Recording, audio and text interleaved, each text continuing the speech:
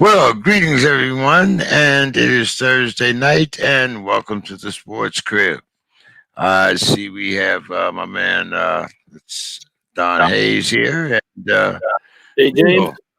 Bill. Bill, how you doing there? We can't see you. Not exactly sure.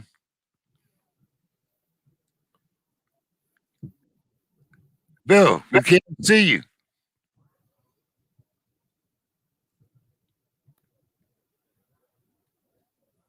You might want to try. You might want to try to reconnect, Bill. Anyway, Don, how are you doing this evening?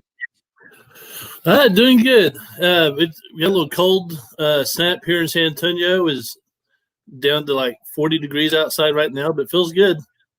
Oh, okay. Well, it's a little chillier than what we have out here in California, but let's see. Seems like Frank is not connected yet either. But Don, let's start with, of course, the most distressing news that we heard this week, and that is the death of the home run king.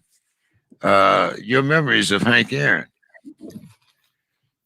Well, if you look at it, it's been a very bad year for baseball. The Hall of Famers, Hank Aaron's gone. Hank Aaron's time in baseball was ending just as I was at that age where I was able to pay attention to it. I believe his last year, 74, 75? And I was just a kid, but we all knew who Hank Aaron was. I mean, we all knew O.J. Simpson. We all knew Hank Aaron. We all knew Muhammad Ali. We all knew Bruce Jenner. Well, I guess not Bruce Jenner anymore, but yeah, it's been sad that we've lost some of these great guys in baseball. Hank Aaron, Hammer and Hank. To me, he is the legit home run king because he did it without help, if you know what I mean. He wasn't shooting up steroids or anything like that. He was just like a cheeseburger, pizza, beer guy hitting home runs, kind of like Babe. In better shape than Babe Ruth, of course, but I mean, he was all natural. And on top of that, I understand he was a good human being. So very, very sad. But, there's a time you get in life where life starts taking away more than it gives. And I think I'm getting to that point. Bill, we still can't see you, Bill. Maybe you might want to reconnect. Let's see. Frank was here for a moment. I'm not exactly sure what happened to Frank, but yes, when you think about baseball, you have to think about Hammer and Hank. And as you said, Don, he was also a great human being, which puts him kind of in a category all by himself.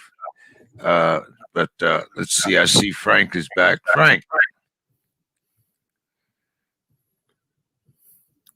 Bill said you left you backstage. Yeah, Bill, reconnect. We can't see you.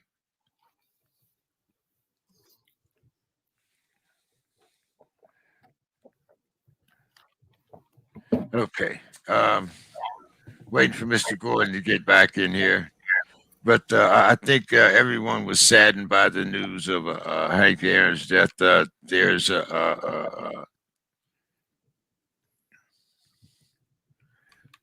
There's Frank.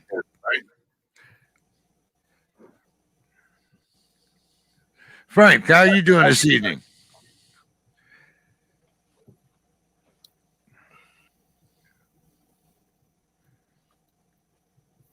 Well, we can see him. I guess we can't hear him yet.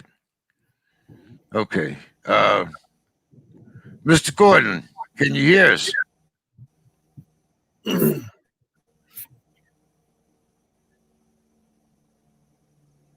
Well, Don, looks like it's going to be me and you for a minute here. Let's see what's going on.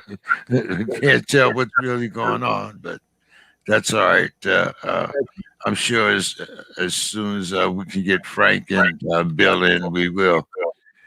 Um, okay, let's see. We're gonna get started today. Well, let's start in the NBA as we usually do here. So, Frank, the NBA also had a death, and that was the morning of Saku Smith. And if you knew, well, Saku was also pretty tight with most of the NBA coaches and staff, responsible for bringing over a lot of foreign players. Uh, and a lot of Pops players were regularly interviewed by Mr. Smith. Frank, do you have any recollections of Mr. Smith and his interviewing maybe some of the Spurs personalities? Tim Duncan, Manu Ginobili. Some of those guys.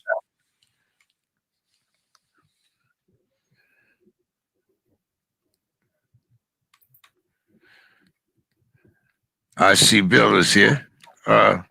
Bill, how are you doing this evening? Just fine.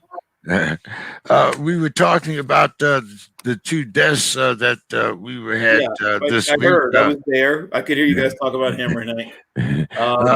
Your thoughts? He was one of our last superstars. He and Willie Mays, who thank God is still with us, were amongst our last superstars who played in the Negro League. Hank got his start with the Indianapolis Clowns, and Bill, are you on speakerphone? I am not. I'm on my computer. Someone is on. Donna, you on speaker? It might just be our connection. No. Hey, James. Yes. I invited some people to the show just to watch, so that might be what you're hearing. Oh, okay. That's no problem. Okay. Just tell me if they're there. Just make sure that they're not on speakerphone. All right. Go ahead, Bill. And he, like I said, started his career at the Indianapolis Clowns right at the end of the life of the Negro Leagues. And soon afterwards, he got called up to the Milwaukee Braves spring training the following year. And his hero, one of his favorite players, Bobby Thompson, the same homer in the Gorman, Bobby Thompson off Ralph Branca back in, I think, 51. By that time, it's made way to Milwaukee, but he'd broken his leg. And so Hank Aaron went from being a guy who, was on a broken down school bus, going down the back roads of Alabama and other places, playing with the Indianapolis Clowns, to having a chance to play for a Major League Ball club. And while he was there during spring training, the same facility not far away was maybe the preeminent hitter of that era, Ted Williams. And first pitch that Hank Aaron saw in spring training, he hit so hard that it left, the entire playing surface and hit in the stands. Luckily, didn't hit a person, but hit like an empty bleacher, a part of the empty bleachers, so hard that Ted Williams left where he was, left his dugout, came over to the Milwaukee Braves dugout and demanded to know who hit that baseball. He said, I need to see the person who can hit a ball and have it sound like that. This is Ted Williams, I remind you. Another sort of slender, wristy hitter. Don was saying, that these guys weren't taking PEDs. They also didn't even have nutrition programs. They had no weight training program. Most of them had jobs in the off season. They were, selling insurance or working for Anheuser-Busch or selling men's suits or what have you. So guys would change physically, but it wouldn't be to get bigger or stronger. They would eventually, just because your metabolism would slow down, start to sort of thicken around the middle like a normal middle-aged man would.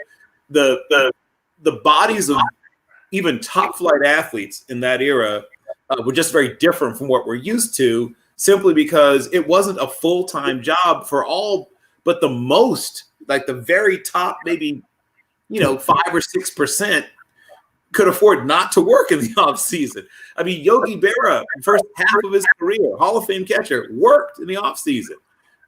So it shows you how different everything is about the game. Frank, can you hear us? Let me see if I can get Frank in here.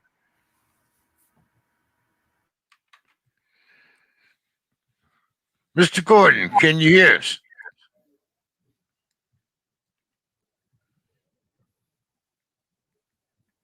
Frank seems to have connection problems here. Frank, can you hear us? Yes, I can. Okay, finally. How you doing this evening? Looks like I'm going to slow everything down. I hope not, but that looks like the case. Do what I can. No problem. What are some of your memories of Frank Aaron? Well, my brother is 9 years older than I am. So my brother started doing stuff a lot earlier than I did. So he collected baseball cards. And when he got too old or too cynical or whatever to keep his baseball cards, he bequeathed them to me. And this tells you how important Hank Aaron is. I never had a Hank Aaron card, but I had a Tommy Aaron card. And I kept the Tommy Aaron card like it was another Hall of Famer because that was as close as I was going to get to Hank Aaron. You watch the guy play, you'd say, he just hit that home run about 1/8 of an inch over the fence, but he did it often. Never led the league in homers, ended up being an all-time home run king. And you look at the numbers up and down the line, it's not just home runs, it's defense, it's steals, it's still the leader in RBIs, runs scored, all those things that he did without flash, just went out and performed every day. And I caught him at the tail end when you said, well, that guy's not an athlete. He's an old man out there running around, trying to run around. And yet, if he left one out over the plate, you cleared a fence by that much. You told me that you could do what you could do with what you have. And if you keep plugging away, good things are going to happen. Speaking of good things, and another gentleman that has passed, which probably has more with the NBA to do with the NBA, Mr. Saku Smith. Frank, you want to start that conversation? Well, I think what you find amongst anything when people die, we just did the anniversary of Kobe's passing, and everyone was into that, and okay, that's all fine and good. It's the reaction that people have when someone passes. And almost to a person, from what I've seen, it's been, this is a good guy that did a great job. And that says more than anything else. I don't know him personally. All I know is the reaction that everyone had, and his work stood out. So that's a great person that unfortunately we're going to miss. Bill?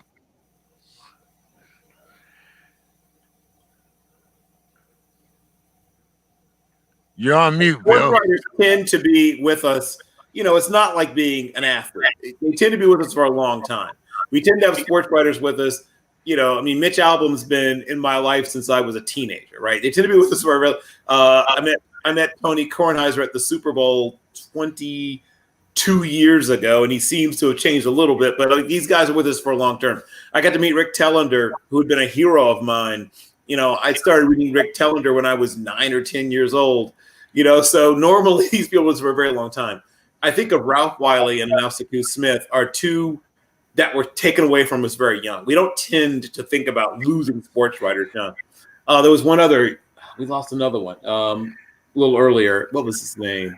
He was with ESPN. He died young too. But usually that's the exception, not the rule.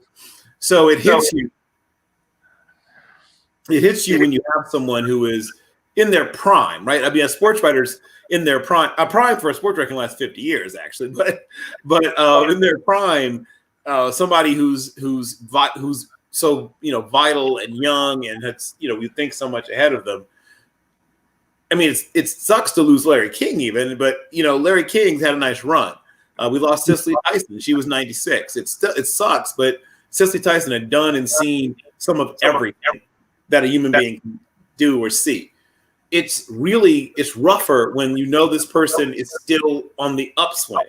I mean, Ralph Wiley was just beginning to touch what he could become when he died. And I think something somewhat similar to Sekou Smith. This is somebody who I think was, a very good, great even writer, but there was more there. I believe that person's next 10 to 15 years are going to be the next 10 to 15 years of their career and hopefully of their life as well. So it's doubly sad when you know that person still has so much more to give. Don? Yeah, just to follow on what Bill was saying, so many people die young, and Smith was that way. I mean, he was just, I think he was about 48, 49. He's about my age almost. But in journalism, I mean, you can go on forever like Larry King, like we were talking about that. I mean, and he was very affable. I saw him on TV a few times. He was, he looked like the kind of guy that you want to talk to and, play around the golf with, whatever. Just sad. And kind of so what Bill was saying about Cicely Tyson. And if you get this reference, you're good with me. Cicely Tyson almost caught up with Jane Pittman. There you go. Yeah. All right, y'all got it. All right. Don, Better book. CP3 says that the Suns aren't playing up to their expectations. Do you agree? Yeah, you make that point. Again, it's if the season is still young. The Suns, I think, are definitely, they're right kind of in the middle of the pack where they can, if they get their stuff together, I won't guess on the show, but if they get their stuff together, they can make a run. They've kind of faltered the last 3 or 4 games, I believe, but I think they're playing about right at 500 last time I saw. So there's lots of room for improvement for sure. So still a young season. I think they could make a push, late push, like some of the teams do when they figure out their chemistry. They figure out the tools they have, get some points off the bench, find out which rotation works. But I'm not giving up on Phoenix. I mean, like I said, they've struggled, but they're definitely a team to keep your eye on. Bill, what do you think? CP3 opted to go to Phoenix. So, what do you think about his expectations and what's really happening? Well, I think most athletes are likely to be optimists by nature.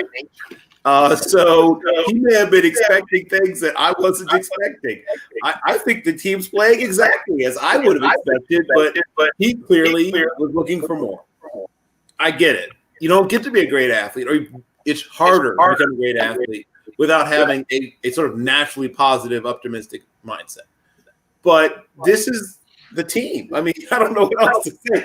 Like, what is it about the construction of that team that makes you think this is going to be a team that's going to be a top 3 or top 4 team, in their half of the league and going to go deep in the playoffs? I don't see that. I'm not seeing that. So I think this is the team. I mean, I think this is what you should expect. I think they might round a little bit into shape. They might be a team that can get hot occasionally and win 6 out of 8,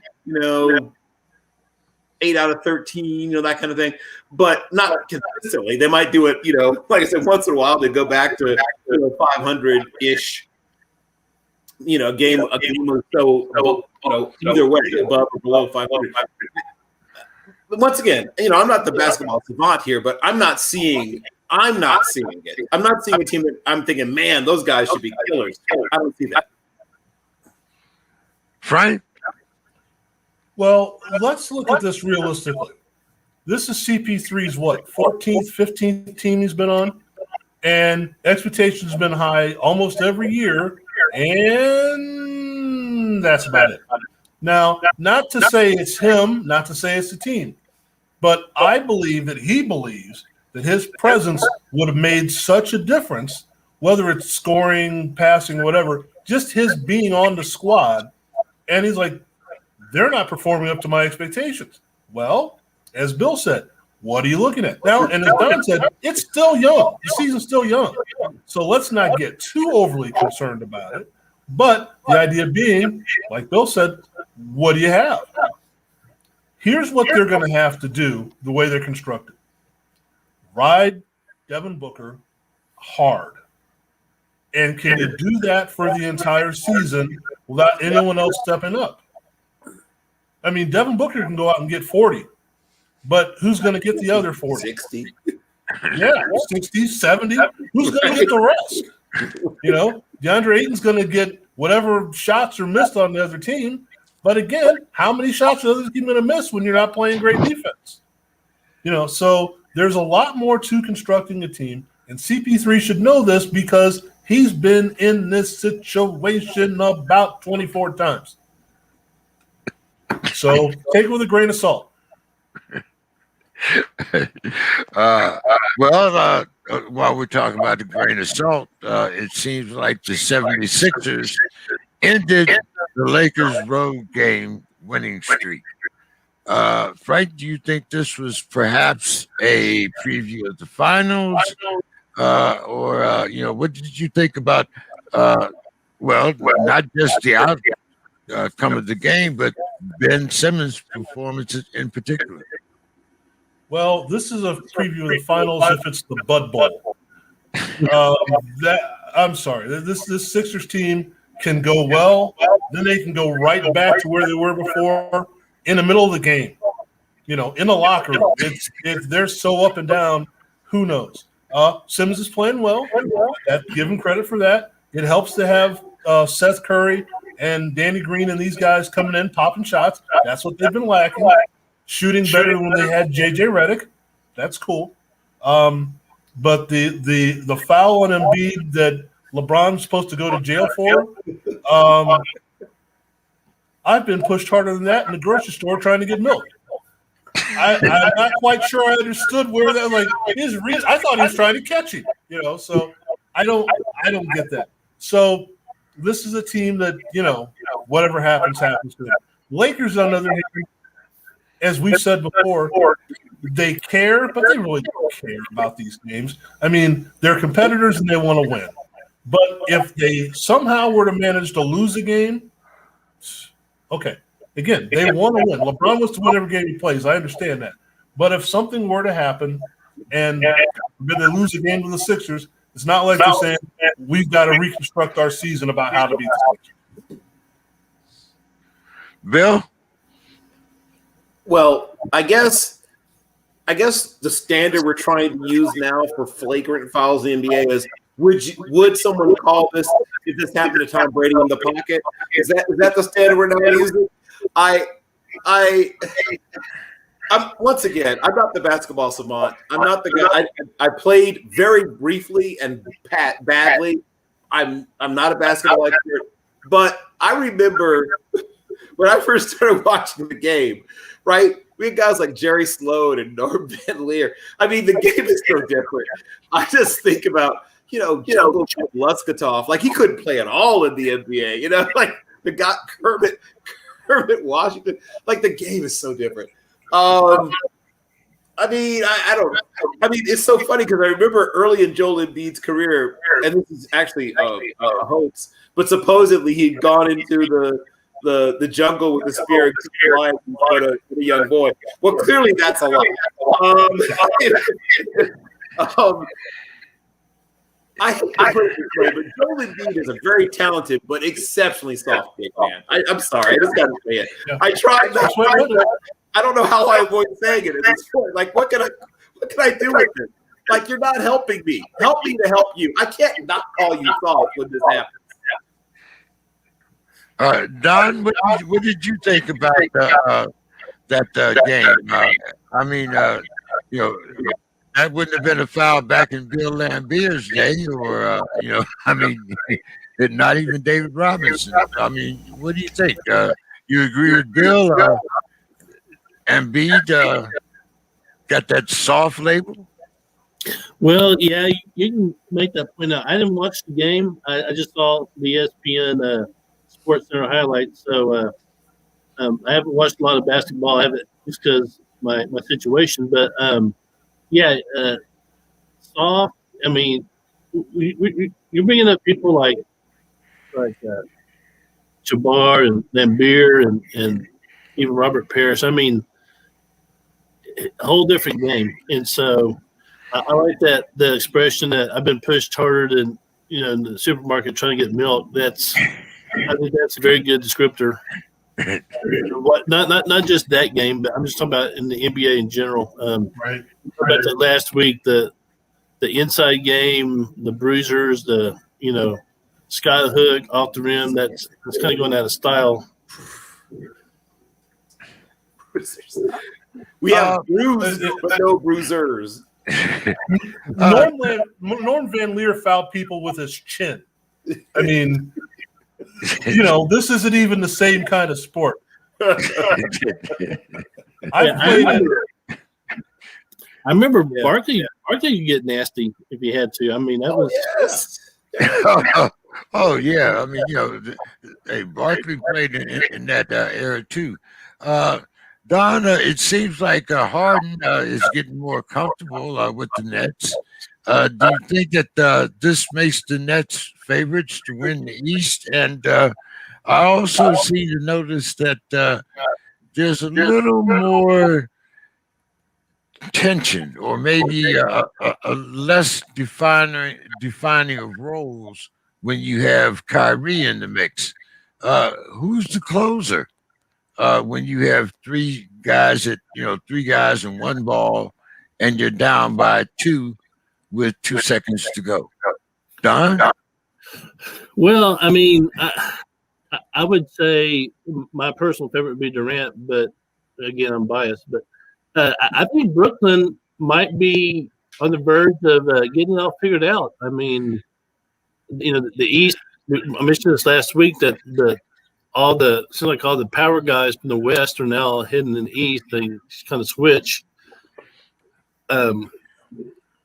But with that much talent of Brooklyn, there's only you can only hold off success for so long. Eventually, it's going to break through. Now, I say success. I'm not talking about championships just yet because it's really hard to prove that he can be the guy to depend on. But I mean, you got Kyrie and Durant, and Harden is who he is. If they can figure out, how to work together, and it looks like they are. They've come a long way since the beginning of the season. I think they should probably push Milwaukee or Philadelphia for the top spot in the East.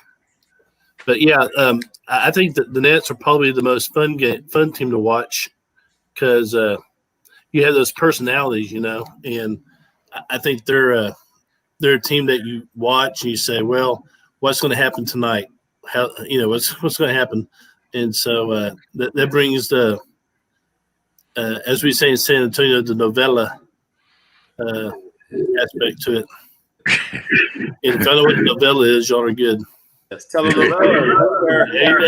That's where Reina del Sur got its start before it was later anglicized to Queen of the South and lots of other great shows. Go ahead, Bill. You might as well go ahead and interject on that. Who's the closer? Well, it's clear that James Harden is going to take the majority of the important shots on that team. I mean, unless they're going to tranquilize him. I mean, I don't know how it's not like. How are you going to stop him? Right? How are you going to stop him from taking the most important shots? And I know I've been sort of a broken record on Harden and obviously the teams for whom he plays. This team's going to look great sometimes. They're going to put up 140 on a couple of people this year. And when they are really rolling, they're going to look really hard to start. But, and this is the big giant but around this team, when their shots aren't going down, and they're a team that's built to play small ball, and you don't have really good rebounding, and you don't have really good defense, you don't have that other thing you can lean on, right? We look at how the best teams in basketball are constructed. I mean, even look at the Heat, who aren't the best team in basketball, but they're a very good team. They have a lot of different kinds of ways to play basketball. They actually have some guys who can post up. Remember posting up? Oh, boy. Wow. Wake up the kids. Let's tell them about posting up. But they have guys who can do that. They have guys who can play defense. They have, they have guys who are pure ball handlers and pure distributors. Harden is a tremendous offensive player. We've established that. And he's I won't say underrated passer, but I think people maybe undervalued more than underrated. People may undervalue his passing. He's a very crafty, smart, effective passer. I mean, much more than a guy like Kyrie, which is crazy because Kyrie's a great ball handler, but his passing is, it's okay. But I mean, what's his career average in assists? Like 5.4? Like, how is that possible? How do you only have 5.4 assists? Oh, but whatever. Sorry, I'm leaving you alone, Kyrie. I'm not talking about you right now. So they have components that when they're working, they're going to look amazing. But what they do not have is a plan B. They don't have a when it's not working. Hey, Harden's having a bad night. KD is having a bad night, right? Hopefully that'll never happen at the same time, right? I guess that's what I'm hoping. Those two things won't occur at the same time. I do worry about this team where they don't have a lot of size and we don't have a lot of defense, and their best shooter is also their best passer. There's a lot that can go wrong with that way of constructing the team. And until something different happens, I'm going to predict that they will get ousted in the playoffs. They'll probably win a playoff series, maybe even two. But that'll be it. When they run into a team that has more answers, more ways of answering the question of how are you going to beat us, if you can take away – you can't take away more than one of them, but you can, let's say you decide to take away KD. You say, you know what, we're going to double KD. We're taking him away. And we're going to hope that Harden just gets cold one of these nights, which could happen. Now you have a team that's constructed in such a way that you're putting all the weight on a guy that I don't know if I can trust. And I've said many times before, I don't really trust Harden. I trust him for being James Harden. Like, he's going to put up a lot of shots, score a lot, and like I said, good ball handler, good passer. But he doesn't give you everything. And I love KD. Like, KD's the one guy that I really trust, which is why if it's me, I'm trying to take him away, right? Because that's the guy I trust. I've seen him do the thing that helps you to win a championship. I'm waiting for the other guys to do that same thing. Frank? Well, I'm going to make a comparison to a different sport. Who's the closer? I'm going to make a comparison to the Milwaukee Brewers. What you need is an opener. What you need is that hater guy in the middle of the middle innings to shut things down. You need a defender. The closer doesn't come into play with the way you can score if they actually guard somebody from the first quarter on. If they actually guard someone and they end up opening up a 20-point lead, they can still score all night long. So you're looking at these games that are now 132-130, end up being 118-95, you win. But if you have to rely on one of these guys to be the closer or to decide, that means you didn't play defense to start the game. Someone, and I don't really care who it is. I don't care if you work in shifts like in hockey and, Harden comes off the bench or someone and then you just go wave after wave of scorer and put three more guys on the floor that can actually guard somebody. But the way they're playing now, hey, they'll make the playoffs. They may go deep in the playoffs, but they're not winning anything because they can't or won't stop anybody. And you've got to play some defense at some point. We mentioned Harden being able to score the ball. What's his playoff shooting percentage? Or games where he just decided not to shoot in the playoffs when he was the man. So And again, you can go to KD, you can go to Kyrie, you can flip it around here and there, but you still have to keep scoring. Eventually, they're going to have to decide who's going to be the guy to guard somebody, and it's got to start at the beginning of the game, not at the end. Let's talk about another prolific scorer, and that's Bradley Beal. Bradley Beal scored 47 points, but the Wizards lost again. Bradley Beal actually wanted to be the man in Washington, and now he is. Even though Westbrook is there, but is this a case, Frank, of be careful what you wish for? Oh, yeah. Everybody's played with that guy in the park or in the gym or in the driveway who's puffed himself up, and he's the stud. And you've got, 10 or 12 other guys waiting to play or more, some parks, 15, 20, 30 guys. And each game, whoever has next picks him up. And this guy has played in every game, 7 games in a row, and lost every game. He's the stud, all right, but they lose every game. What's the common denominator? I think it's the guy that lost every game. So you can score 47 if you want. And Bradley Beal's a heck of a player. But scoring 47, the rest of your team scores 12, doesn't get it done. So figure out a way to keep everybody else involved, or Scotty Brooks has got to figure out a way to do whatever has to be done, because this is, hey, I led the league in scoring. And here's a certificate. Be happy with that. You're in it to get the ring, especially if you decided to be the man. You want to be the man to get you there, or you want to be the man to get your name in the paper? You're getting paid regardless, so let's try and win a championship. And again, I don't place all the blame on Bradley Beal, but that's just, like you said, if you want to be the man, great, you're the man. Now what? Bill? It's funny when people were sort of tossing around ideas of big threes that they thought would be a nice fit. I think that the one that would have been the best, if you could somehow make it happen, would have been Kyrie, KD, Beal. That would have been because they don't step on each other's feet. They're on each other's toes, however you want to put it.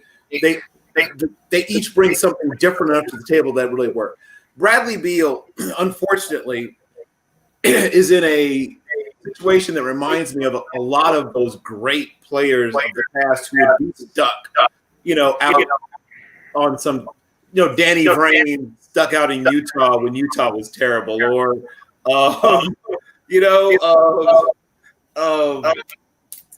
Daryl Griffith. There was these guys who'd be like, you remember they were in the league back in the old days where they were on ESPN. When you got to the All-Star game, oh, that's right. Yeah, he's good. Like it took the All-Star game to remind you how good he was because he's on a terrible team that would never be on television in the old days. He's kind of in that situation now. Of course, thanks to ESPN and all these other, cable sports stuff, you do get to see them be terrible on television. In the old days, terrible teams didn't get televised. So great players on terrible teams were literally toiling in anonymity. I mean, back when Kansas City had a franchise and were bad. But, Tiny Archibald was killing it. Luckily, he eventually got traded. So we got to see him play. But and I'm one of the guys that doesn't like just moving star players just to do it. But he is the argument for doing that, right? I mean, like normally I'm against it, but in your case, Bradley Beal, I will sign off trying to get you to a better situation. I mean, my God, if they could somehow make him work on the Heat, which they probably could, but that would be awesome. He would not be able to score nearly so much, but he'd be a much happier ball player. Don, your thoughts? Well, I want to make a little reference here, and if you get it, you're good. Bill in Washington with the Wizards is kind of like Rodolfo Graziani, field marshal in the Army during World War II. He's a field marshal, but the Italians, they suck. So that's kind of my analogy for that. Field marshal, but fight for the Italians. surrender. Yeah, it's great. You're 447 points. You're still losing. Yeah, we all know that guy. Yeah. Like you were saying, growing up. Hey, Don, Russell Westbrook went east. Have you seen him lately? Is he on the milk carton? I mean, what's Yeah, up? like what in the what in the hell, Emilio Earhart? What were you at? Come on, he's up here somewhere. Jimmy Hoffa playing cards. Bill, what happened to Russ? Where's Russ? So I'm gonna mention a player. You guys remember Dante Hall? Everybody here remember Dante Hall? Okay. Yeah. So, since we're doing cross sports comparisons, when a guy has elite change of direction, explosiveness, and speed, and he's just wow, like you just wow, and then he loses a little bit of it, not even a lot of it, just a little bit of it, and all of a sudden you're like, huh. You know what I mean? Yeah, he's all right, but he goes from being this unstoppable, like where you just stop and watch. Oh yes, look at you with the. Okay, we'll talk later about you breaking down these teams over here of my past. But good work, Frank. But when you're that kind of player, where everything is predicated on you being able to just blow past people, and you lose a little bit of that, a little bit. Not all of it, not even a lot of it, but a little bit of it is gone. That explosive, stop-start ability, that leaping ability, a little bit of it's gone. Because Russell Westbrook, we used to call him a point guard, right? I mean, but was he really a point guard? You know what I mean? Was he terrific at setting people up? He was great at beating the defenders so badly that they would overreact, and then he would have some really easy pass to make. But he was never a Chris Paul, Steve Nash. You know what I mean? He wasn't one of those guys that was the three-dimensional chess point guard. He wasn't one of those guys. And now that he's lost a little bit, the injuries, he's not that old, but the injuries I think have sapped a little bit. And I'll be honest, I think he's a little jaded, for lack of a way of putting it. I'm not saying he doesn't care. He does care, but this is not the same guy we were seeing back in Oklahoma City. Like, let's be clear about that. This isn't the same dude. A combination of the years and I won't say the Wizards drain you, but we've seen players go to certain teams where a little piece of them dies. You know what I mean? Like a little teeny part of them is like, so this is it, huh? Here? This is how you got, and they see that the team around them's like, hi, yeah, we'd like to make like, I mean, it'd be nice, but like there's not that same sort of right. This guy started his career with Kevin Durant, right, and James Harden, and Scottie Pippen. Not a bad coach, right? I mean, this should have been a story that we watched for 10 or 15 years of this talented young coach with a talented young roster growing and developing and trying to overcome these, more seasoned teams. In the old days, that's how it would have played out, right? How we watched the Bills eventually climb over the Pistons, and we watched the Pistons eventually climb over the Celtics.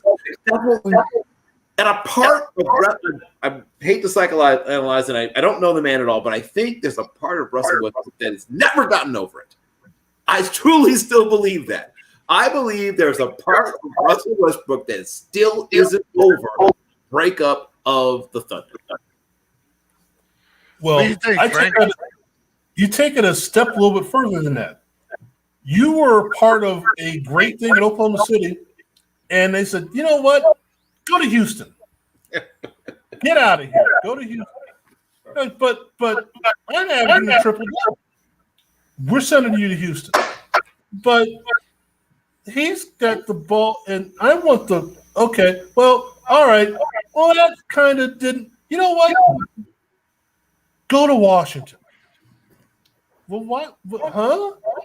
We're going to trade you for a guy that didn't play the last 2 years. That's how much we think of you. You talk about that. I wonder if Durant's not living like rent free in Westbrook's head still. Oh yeah. You know, you're in Washington, you're looking around going, we're going to dig deep now. Kevin Greavy and Kevin Porter ain't coming in the door anytime soon. Woo! You know? Yeah. But I mean, it's the idea of when was the last time the Wizards or the Bullets or the Capitals or whoever they were relevant? I mean, baby. Wes Unseld. Wes Unseld, right? Yeah. The player, not the GM, right? And I got sent here for a guy that didn't play for the last 2 years. That's how much you thought of me. That's got to go in your head as well. Way too early to call, Frank. What about the Utah Jazz? I thought they were a good playoff team last year. I think they'll be a good playoff team this year. I don't see them winning the title, but I think they're a group of talented young men. What do you think, Frank? It's really simple. Since I just ranted for the last half hour, I'll make this one short and sweet. Mike Conley Jr. Mike Conley Jr. is the answer or the question, depending on how I put it. If he is the point guard on a team that can get everybody where they're supposed to go, they're in great shape. If he's not, it's toilet city. Bill? They are, I'm just going to say it. I think they're one of the most fun teams to watch in the NBA. I truly believe it. And I talked earlier about teams that are diverse in that they have different kinds of players with different kinds of skills and can play different kinds of basketball. This is one of the best examples in all of basketball of that kind of team where they can go small, they can go big. They've got, once again, legitimate post-up players. Wow, basketball. What is that, Grandpa? And they've got big guys who can shoot, little guys who can shoot. They've got big guys who can defend and little guys who can defend. They've got big guys who can pass and little guys who can pass. They've got medium-sized guys who play bigger. They got medium-sized guys who can play smaller. Like, they've got a lot of different – they're a fun team to watch. I bet they're a fun team to coach. I'm thinking they seem to be a team that learns things also.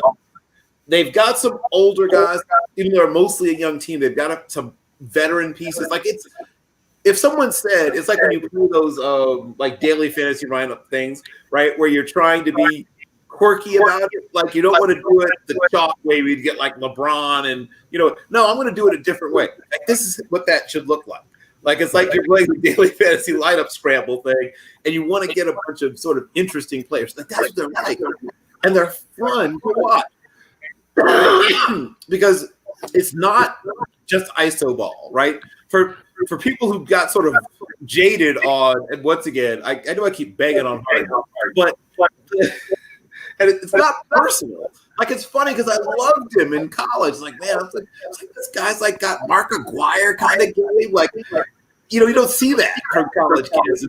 And I just loved him coming out. And then he sort of, the best parts of him, some of them were whatever. Let me get about part. The point is that this team is going to be a hard out. They're going to be a pain in the behind. They are not going to be fun to face in the playoffs. And, yeah, I don't see them making it all the way to the finals.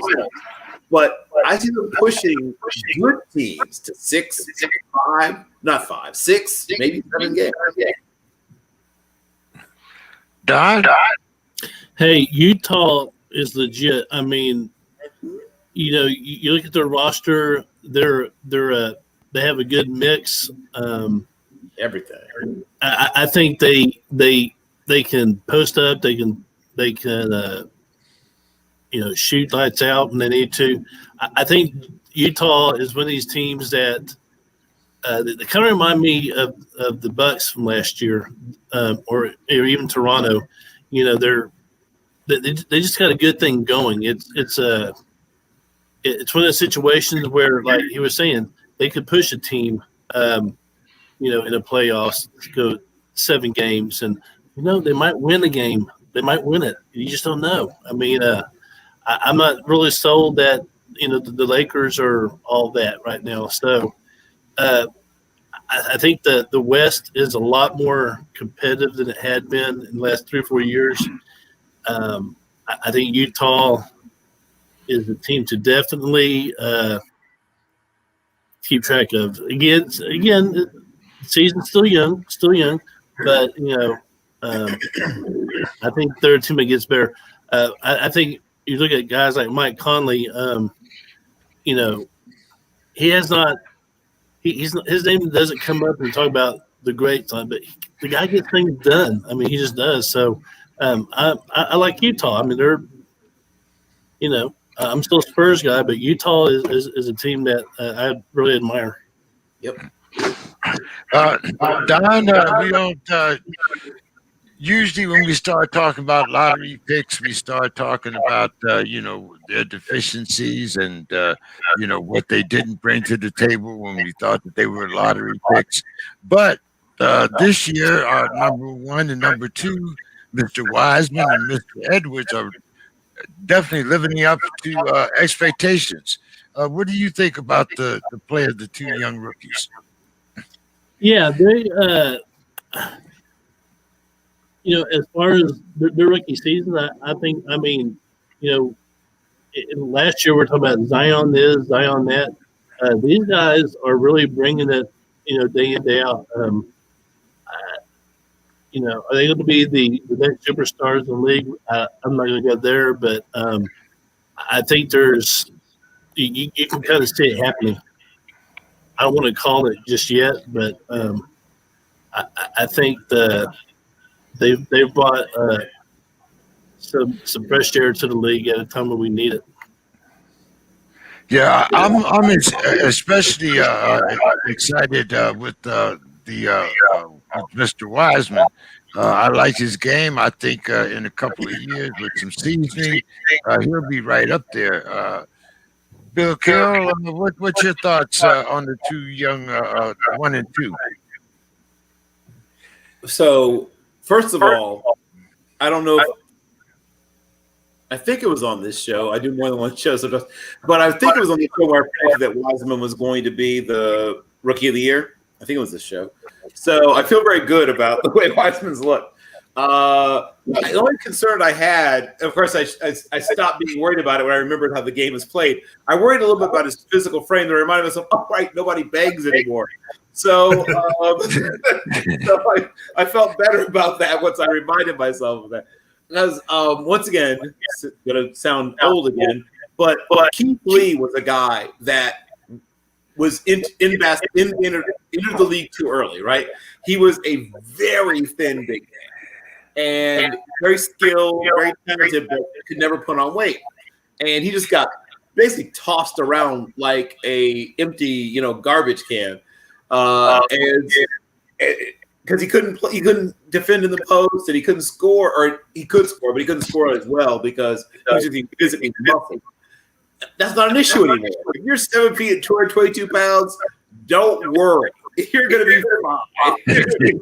So I feel good about his development. There's a lot of good young players. So I'm a big fan of White, and I think he's going to keep getting better. And what was the other player we were discussing? Edwards. Oh, okay. So he is a very physically mature player.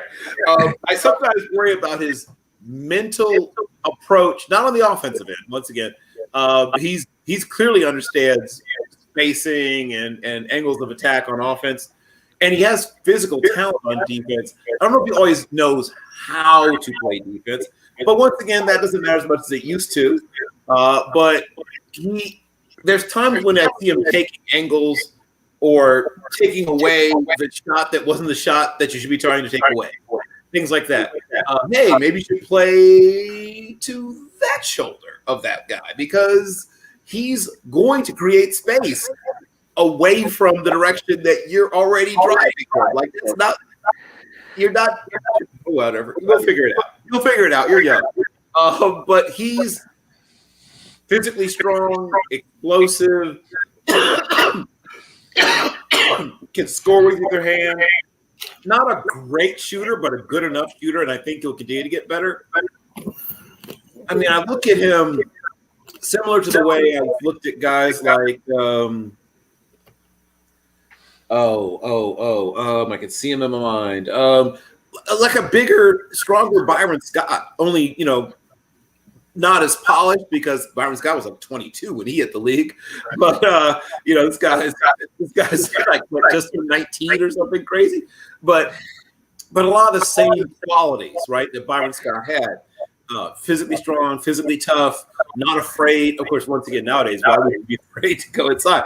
But there's no really to be afraid of. But he has a lot of those same qualities that made Byron Scott a really good player. And once he figures it out, which you have to do in the league nowadays because you hit the league at 19. But once he figures it out, he figures out who he has to defend, how, and when he can get his rest. How do I put this? Like, not that you're taking it easy ever on a basketball court, but there's times when you can conserve your energy. That's why, look at LeBron. LeBron gives you max effort when max effort's called for, but he also knows how to, turn it back a little bit. There's ways to play the game where you aren't exhausting yourself. And once he figures those things out, once he figures out a little bit better on the defensive end, how hard to play certain people and how not to play certain people, he's going to be a very effective all-court defender. I think he's going to be a guy that can defend a couple of different positions on defense. I think he's going to be a guy that's going to continue to become a better and better scorer. I like them both, but Wiseman's the guy that was sort of my guy because like I said, before the season, I predicted he was going to be the rookie of the year. Frank? Well, looking at Mr. Edwards, it's kind of what Bill said. He's going to be a good player, if not a great player. The question is, how long can you put up with the situation you're in? And again, not to plug the video I just posted a few weeks ago, but it's the concept of he's going to be good for somebody else when he really gets good. And that's just the reality of the situation. That's just the way the league works. He's going to be a great player. You're looking at Wiggins at Golden State. He looks like he's finally figuring it out, but he didn't figure out for the team that brought him in. So it's going to happen for him, I think. He's that good, but it's going to be a ways to go. Again, like you said, you come in the league at 19 years old, you figure out you're physically mature, you go another 2 or 3 years, and you're someplace else once you figure it out. The reference I have is Jermaine O'Neal when he came in with the Trailblazers. And was, grown man's body and a 15-year-old's face, And, hey, great player with the Pacers, but it took him those years in Portland to figure it out. And once he figured it out, or by the time he had to figure it out, he was shipped to Indiana. So that's what I see there. And, again, I think the future is bright for the guy, but not for the team he's on. Wiseman, on the other hand, he's going to be the rare exception that he fell into an almost perfect situation. Maybe you could get rid of Draymond Green, but that's another story. But it's almost perfect situation. And since we keep digging back in the past, he reminds me of a more athletic version of a Sam Perkins, who's long, can shoot it, and can get to the hole. Again, as you said, don't have to worry about anybody knocking him down, but he can get to the hole and jump over people. He can board. He can pass a bit. He's got a little bit of a handle, better than what you think he has. He's the deal. He's the real deal. And I don't know if we did it on this show, but I said the same thing on the show. Rookie of the year, without a doubt. When we were talking about the draft, I said if Golden State's going to stay at that pick, that's who they take. If they decided they didn't want him, they should have traded out of that pick and got a slew of players in place of it. And that's when they still thought they had Klay Thompson coming back. So I think it's the future's bright for both of them. Only the future's bright for one of them where they are, and that's why. Yeah. Frank, there's a term they used to use in baseball, like back when the Kansas City Royals were still a franchise. Before they moved to Oakland, and Louis Brown, a few others. They called them a 4A team in that they were in the majors, but they were really just developing players for other teams. You're the league's farm system, right? Right. Frank, let's talk a little football. It seems like Matt Stafford is going to be a free agent, and this is by mutual consent of the team and him. name some teams you think that Stafford should go to. Okay, this is going back with the history we're talking about.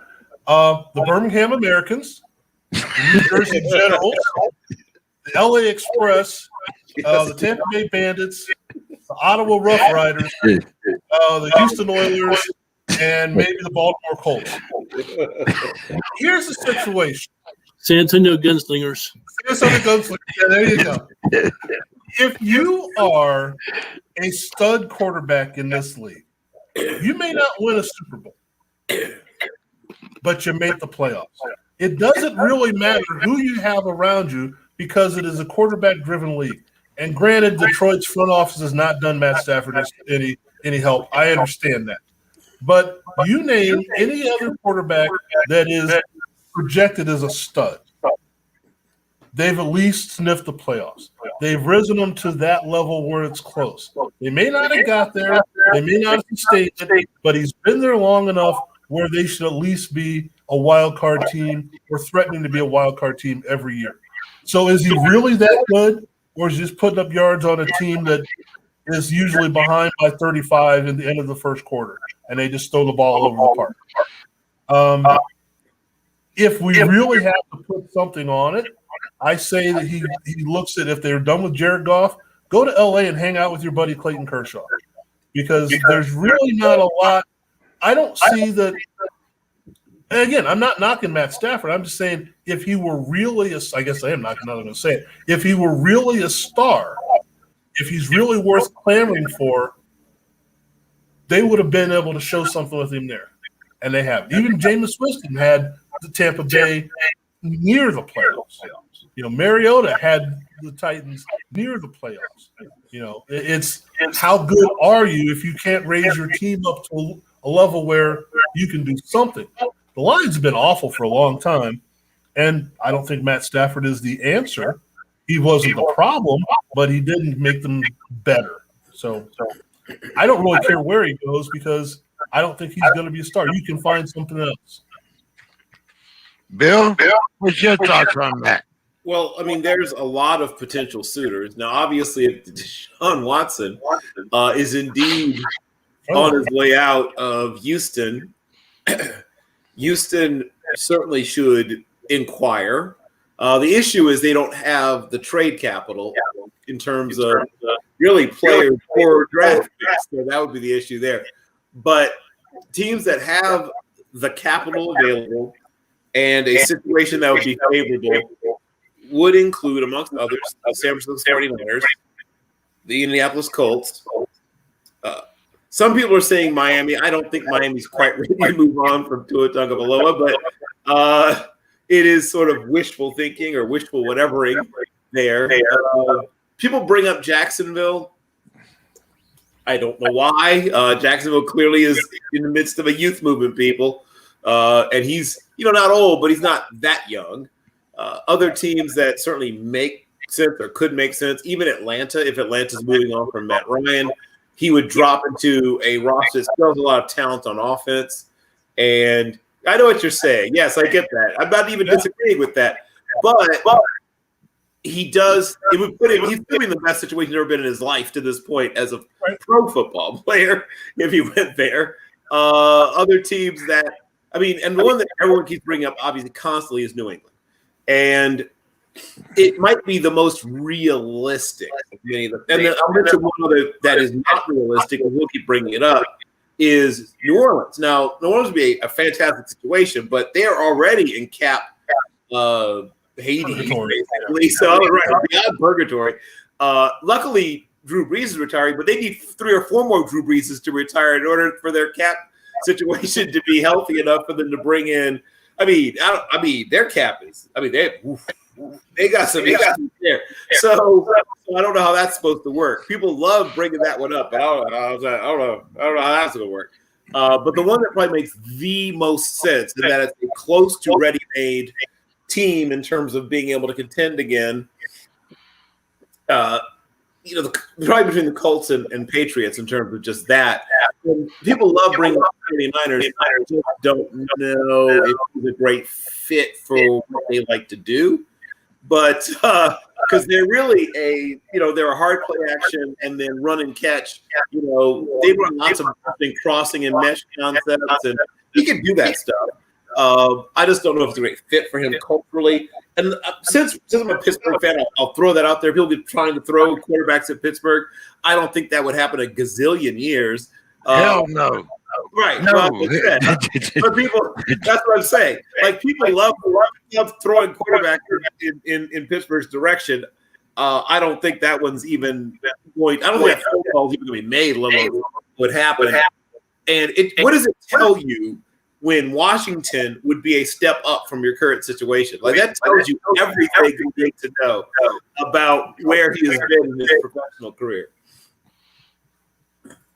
Don, just like Bill was talking about Pittsburgh, they've also brought the Cowboys in on this situation.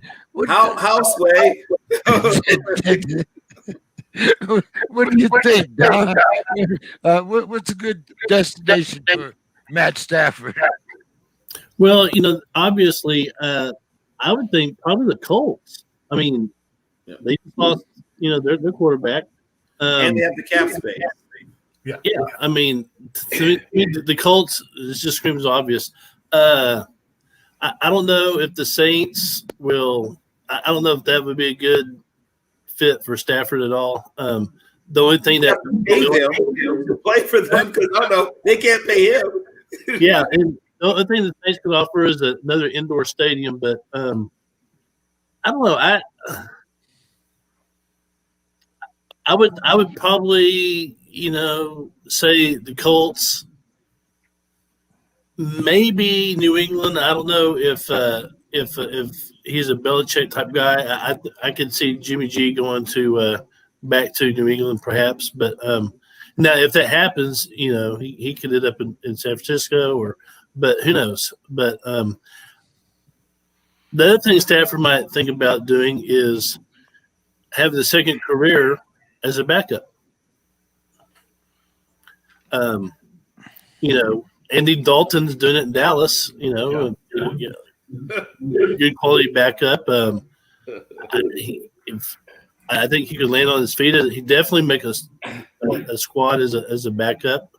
I don't know, but as far as stepping in and playing and resurrect his career, I would say Indianapolis would be the place to go. Funny, nobody mentioned Denver, but let's talk about Deshaun Watson.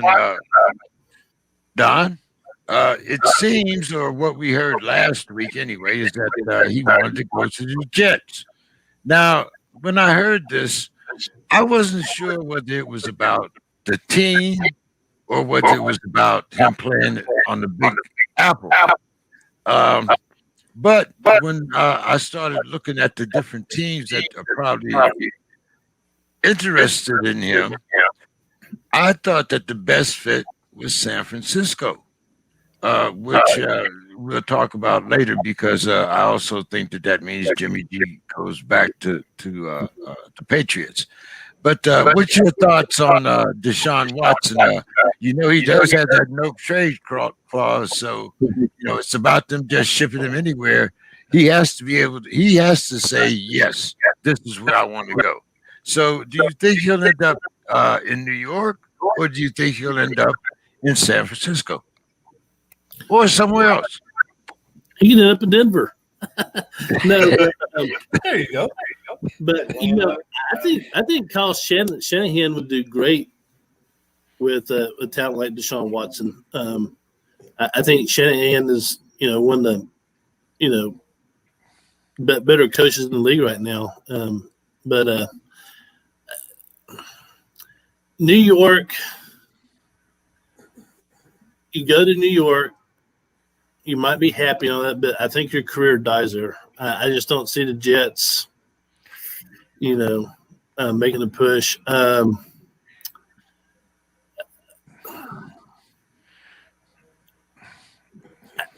long is Big Ben going to stay in Pittsburgh? I mean, Deshaun Watson in Pittsburgh could be, that could be exciting.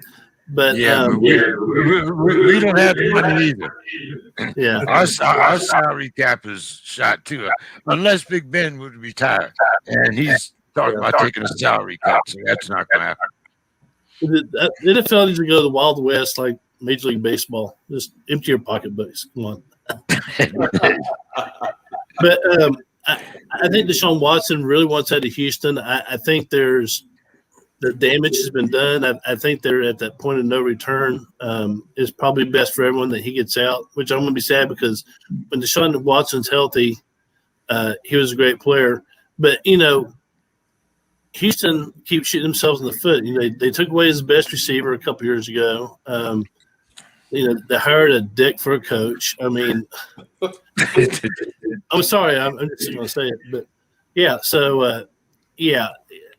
I'm a Deshaun Watson fan. I would love to see him go where he's happy, and he's not happy in Houston. But I think he might be a Denver guy. Who knows? I don't know. I don't want us to go to New York. I just don't. Bill, the city by the bay or the Big Apple or somewhere else? Well, I think somewhere else is probably more likely. I mean, I could see him ending up with the Colts because he really fits what Frank Reich likes to do offensively. He's young enough because that's a team that's fairly young on offense. He's young enough that if it takes him a couple of years, especially with the Chiefs, not going anywhere for a while, he's young enough that the talent around him. I mean, T.Y. Hilton is I think 30 or 31, but his running back Jonathan Taylor is 22, turns 23 by the time next year begins. Michael Pittman Jr. is 23, I believe. They're sort of in the state of flux at tight end. They've used Clay Burton, Mo Alley Cox, and Jack Doyle, which means they're going to draft a tight end, I assume. No offense to the three of them, but you've got three tight ends if you don't have one. And they all but one of their offensive linemen is fairly young. And, of course, I think Costanzo retired. So, Nelson is terrific, but he's 26. The rest of them are all usually, in their mid to late 20s. So this would be a good situation in terms of being able to grow into a team that could be good for a long time. Denver also is very young, but they're not good. So there's that. And the Jets, I mean, what are we doing here? Like, why would you – what's the point in leaving a massively dysfunctional organization to join another massively dysfunctional organization? Like, what's the point? And now you're going to pay state income tax, a big one. Like, you go from a state with no state income tax to a state with amongst the highest in state income tax. You care at all about money, and maybe he doesn't, but it'd be like getting a pay cut, basically, if you decided to do that. Other teams that would make really, really good sense.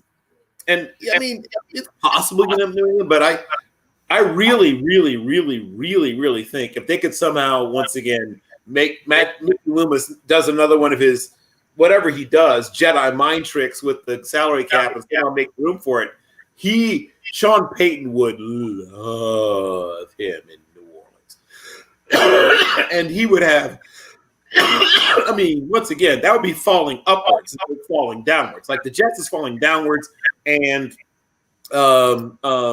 Denver is falling, I guess basically laterally. And then, the 49ers would also be falling upwards. And I don't know what's going on really with New England. I don't think New England knows what's going on with New England at this point. It's funny how, first of all, they are a team that's getting older. Even with getting rid of Tom Brady, they still are very old at a lot of their, very important positions. Their best players on defense are on the backside of their careers. And I love Jason McCourty, but he's 34, I think, 33 or 34. He and his brother, I think, they're twins. So they're both, whatever age they are, they're both 34, I think. They don't have a lot of great playmakers on offense. So you'd have to just really believe in their ability to rebuild if you went there. and I don't think he wants to be part of a rebuilding. I think he wants to go to a team. Like I said, we talked about the Colts. That's a great fit. New Orleans, if they could somehow make the cap thing work, and the 49ers are all great fits. Denver, once again, I was too tough their front office. The one time they really got it right was with, Peyton, the ghost of Peyton Manning, and they haven't gotten it right since then. They had a really good defense, but once again, so like New England, a lot of their best players on defense are on the back half of their careers. And I really like Philip Lindsay, and I really like Noah Fant, and I really like Courtney Sutton, and KJ Hamler's interesting. So, it's a decent situation. It's a better situation than Houston, but it's not that much better. Frank, I think we can rule the Colts out. I don't think Houston's going to want to face him twice a year. Right. So I think we can kind of eliminate the Colts. But other than that, what do you think about this Deshaun Watson situation? Well, here's where we're going to find out what the rest of the league thinks about either Deshaun Watson or about the Houston organization. Because if everyone's lined up at his front door to get him, then you're saying Houston is just a mess. Mm-hmm. But if people are cautious, they're going to say, we know the people in Houston, they know what they're doing. This is the guy that's forcing himself out. Because let's think about this honestly. He's a competitor who wants to win, but your quarterback has to be somebody that everyone can fall behind, the entire team. So if he's forcing himself out of a situation, he better be forcing himself out of a bad situation, not because he's being selfish. Because you can't have a selfish quarterback, your team will fall fast. So if people realize or believe that it's Houston, the organization there, and I think most everyone thinks that is at fault, then his suitors are going to be all around the block. Now, the Jets, if you just left Houston, why in the world would you go there? That's one mess to another mess. So, and you can say, well, I can beat out Sam Darnold. Well, yeah, most everyone can at this point, but so what? Do you want to go to a situation, as Bill said, do you want to go to a situation where you're rebuilding, or do you want to be plugged in a place where you can say, hey, let's go win a championship? The 49ers are getting older. That may be a good spot. Like you said, we'll get to this later. Jimmy G goes away. And obviously people think that Jimmy G's not the guy that they thought he was 3 years ago. Okay. As you said, the Colts, probably not. Just because of what you just said. They don't want to face him twice a year, get their butts kicked by him twice a year. There are a lot of other places that are good fits, and I think Bill covered them most of them. You can rule out of Jacksonville. You can rule out a place like that. Hey, what do we think of Kirk Cousins in Minnesota? I know we might be on the hook for him, but we can get better. What you'll see is there are going to be teams that say, this guy is a top 4 or 5 quarterback in the league, and we may have a starter, but we'll deal him. You can have the starter. You can have some draft picks. You can have some money. You can have my old Tommy Aaron baseball cards. You can have whatever you want. We want it. And we're going to find out just how important Deshaun Watson is to the rest of the NFL and how the rest of the NFL thinks that the Houston Texans are. Frank, what about Chicago? Again, that's if they decide they want him, Trubisky's gone. Trubisky, and as Don said, hey, you need a good backup, so you can have Trubisky and Foles in your backups just in case something happens. So, yeah, that's not a bad idea. Again, I don't see that there's any team that's a contender, with the exception of 3 or 4. The Chiefs aren't going to take him on. Tampa Bay's not going to take him on. Green Bay probably won't take him on, even if Aaron Rodgers goes, because you just got that pick on Jordan Love. But you might include Jordan Love in the trade. I don't know. Who else? Buffalo. Buffalo's probably out of the mix. Cleveland maybe's out of the mix, even though I would take him over Baker Mayfield. Cincinnati may be out of the mix because I don't think he would go there. Baltimore's probably out of the mix. And that's about it.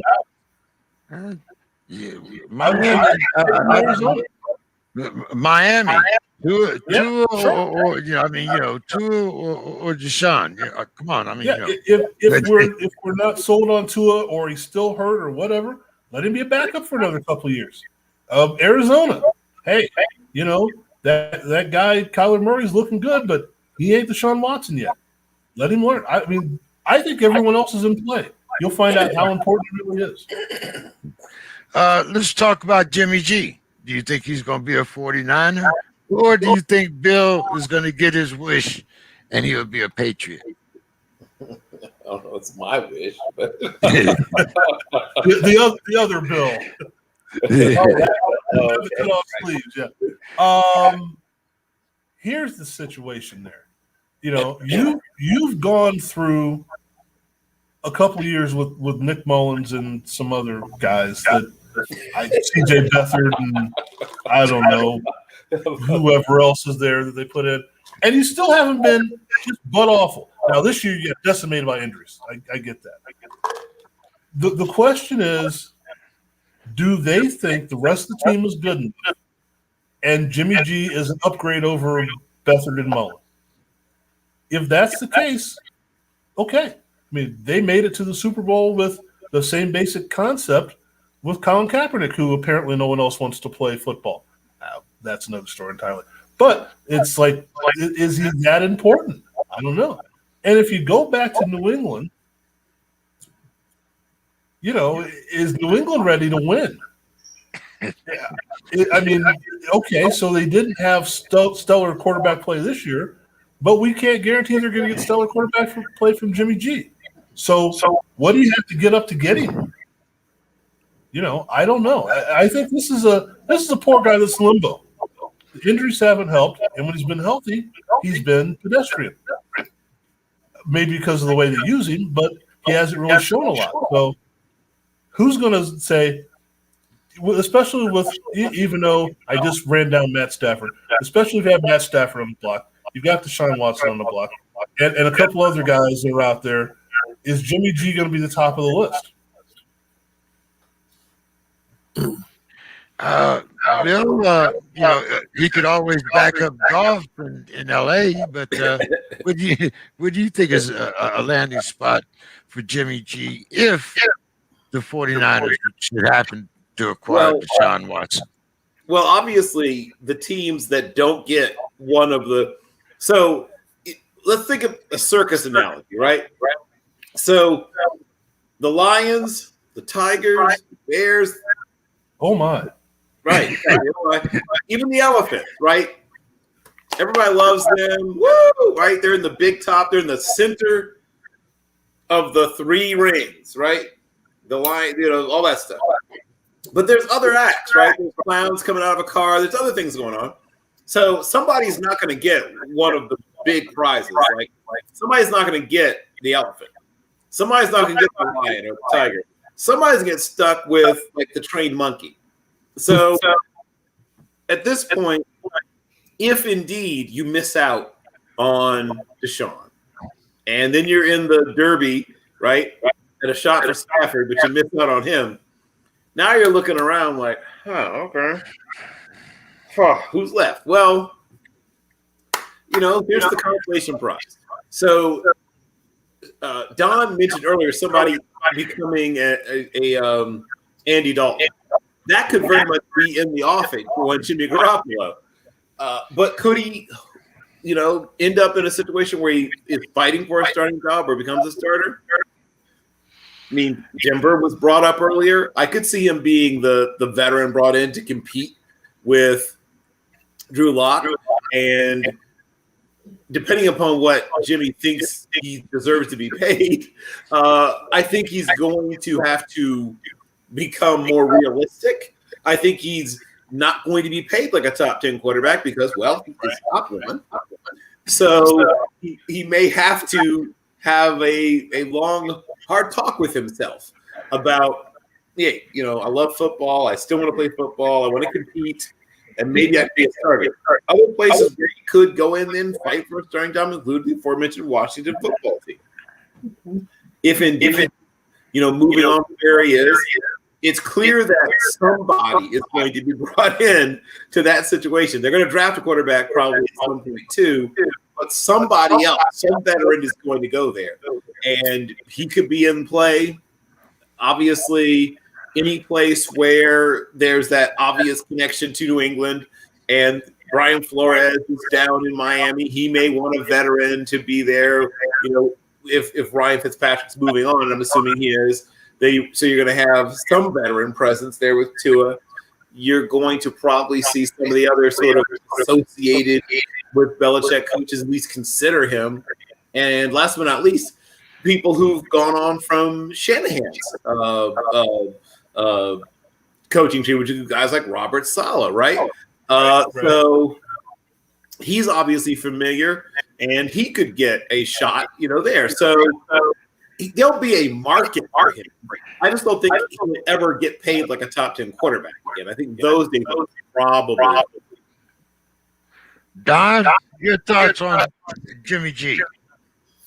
Well, again,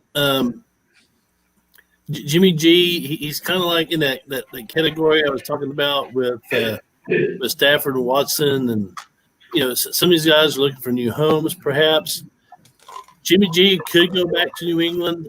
He knows Belichick's system, but the other thing I think about is that this time next year there's going to be a guy named Trevor Lawrence in the league. There's going to be a guy named Justin Fields in the league. There's going to be a guy named Kyle Trask in the league, and so Mac Jones,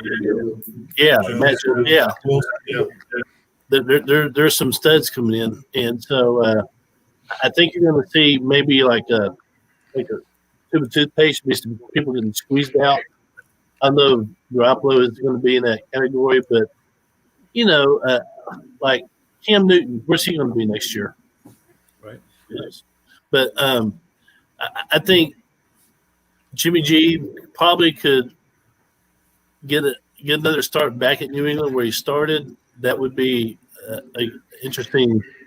Like ESPN 30 for 30 story, but he could take his chubby porn star girlfriend with him, and but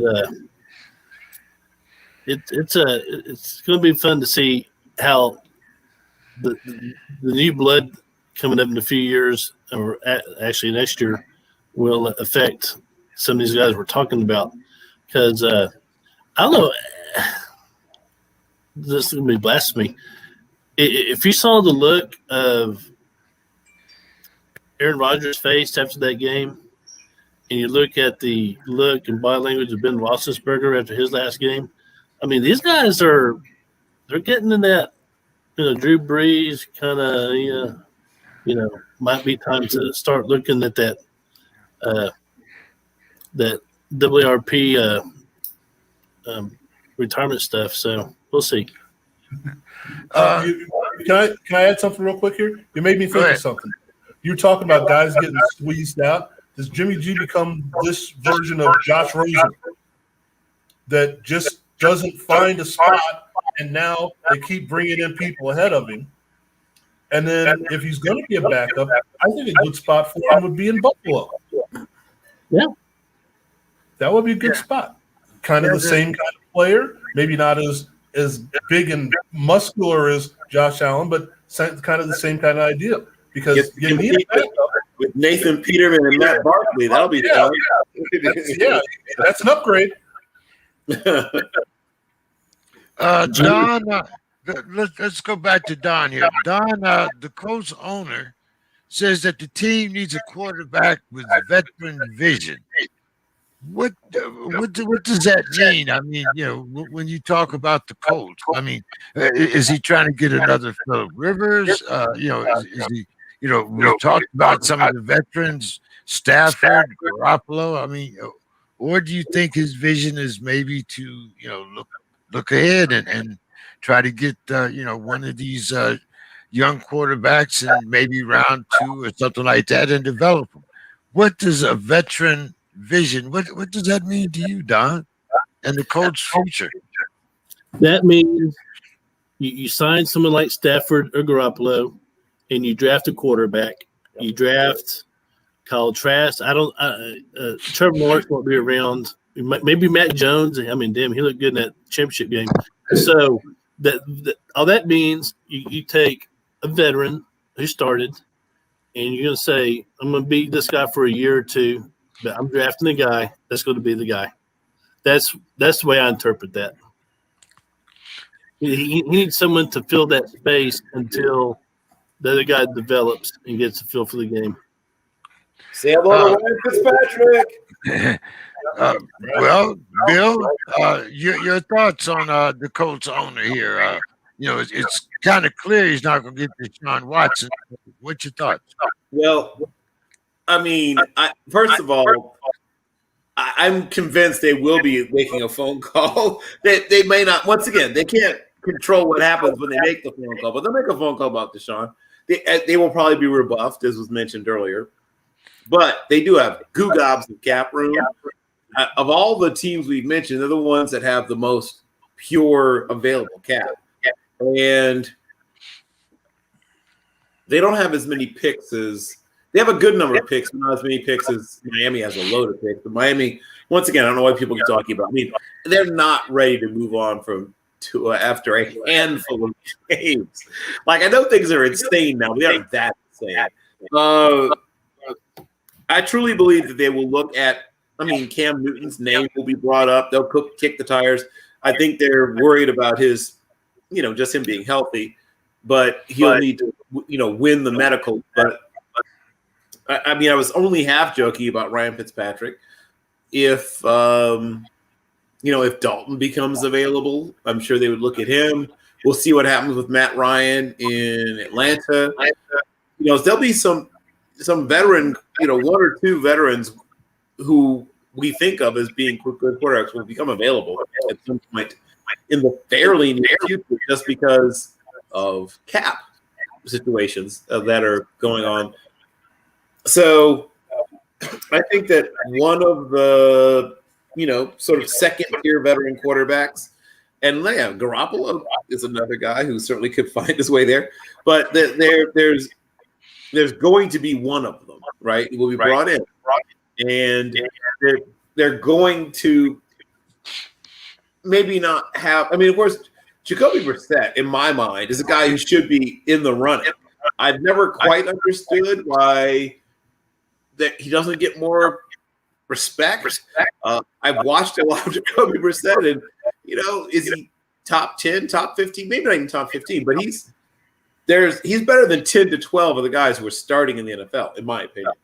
And I think if he's given starters reps and you just see what he can do, I don't think it's a terrible idea. But yes, they'll bring in a veteran. And the only question is how good a veteran and how expensive a veteran, because we can pretend that money doesn't matter, but it clearly does. And if they do bring in one of the more expensive veterans, they'll be looking for him to start. If they bring in a cheaper veteran, they'll be thinking for him to be a backup or competing with guys they already have on the ranks. Frank? It's a thinly veiled way of saying whatever we do, Jacoby Brissett is not going to be the quarterback of this team. That's what they're saying. That's what that means. Full on. That's exactly what that means. Now, what do they do in the midst of saying that? Well, it says we're going to go out and find that guy, whether it's Tyrod Taylor, whether it's Marcus Mariota. It's somebody that's out there that's second string or not. We haven't talked about the Raiders. We don't know if Derek Carr is going to keep that job or not. So maybe it's Derek Carr. Mariota played decent down the stretch, so you don't know. There are a lot of people in place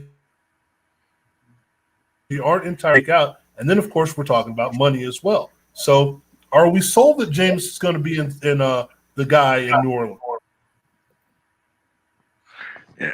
We're going to talk about that next. Because there are a lot of things going on here. You gotta dump money if you're New Orleans. Maybe that's what you do, and you roll with Taysom Hill. There's a lot that has to be done in a lot of different places, and a lot of guys are going to be open, and it's going to be somebody. The way I read it, it's been in the league in a while. That's been a starter for a while, and maybe backing somebody up now, or is just in not quite the greatest situation. Not to say it's a Nick Foles, but it might be a Nick Foles. I think Ryan Fitzpatrick Team 47 might be a spot for him to go. It could be any number of people, but one thing it's not Jacoby Brissett.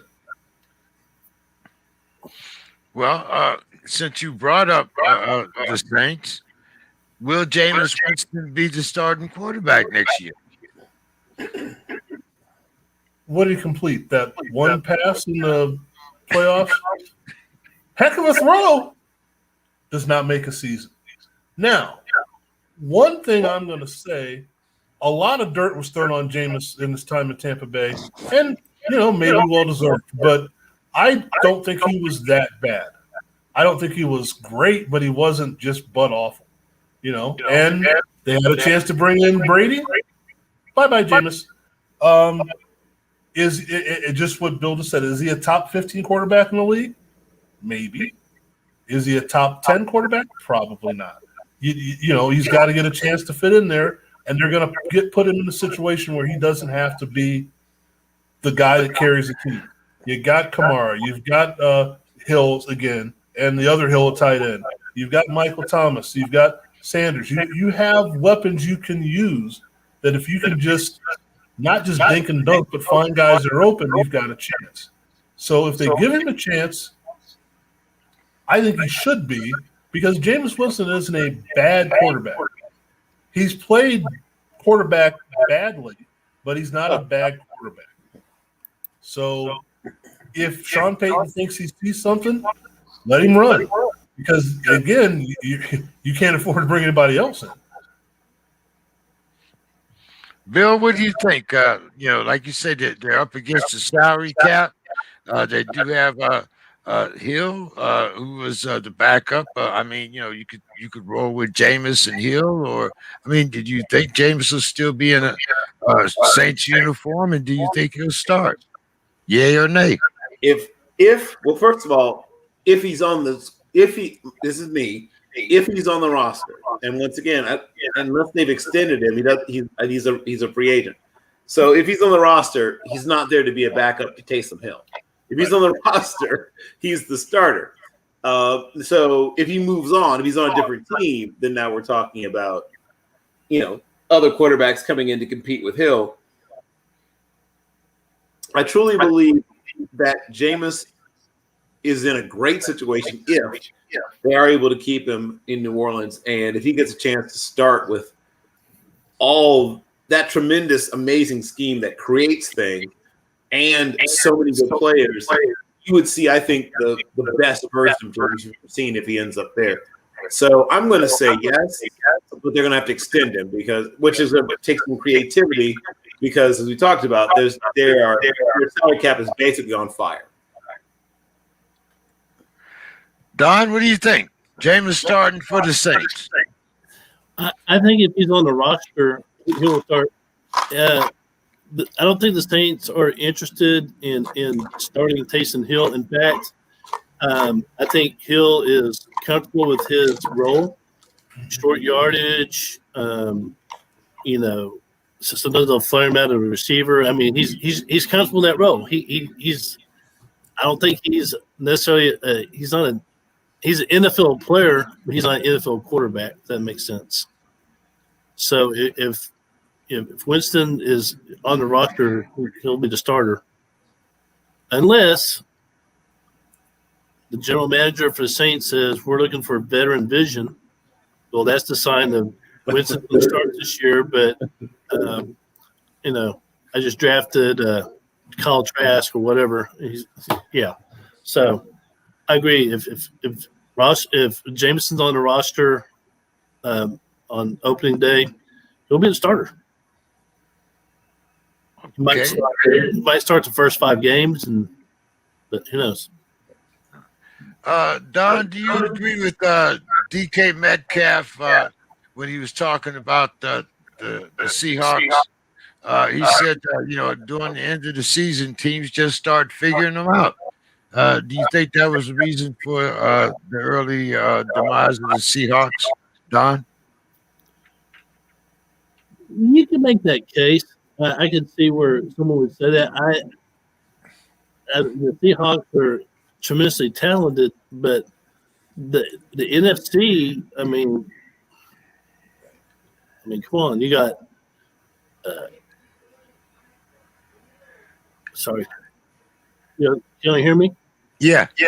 Okay, my computer did a little glitch thing, but the Seahawks and NFC, you got Saints, you got Green Bay, you got Tampa Bay. There's a lot of teams that can play. I mean, there's a lot of talent there, and figure it out. Yeah, I mean, you play a team so many times, you start to recognize your wrinkles, but that's true with any team.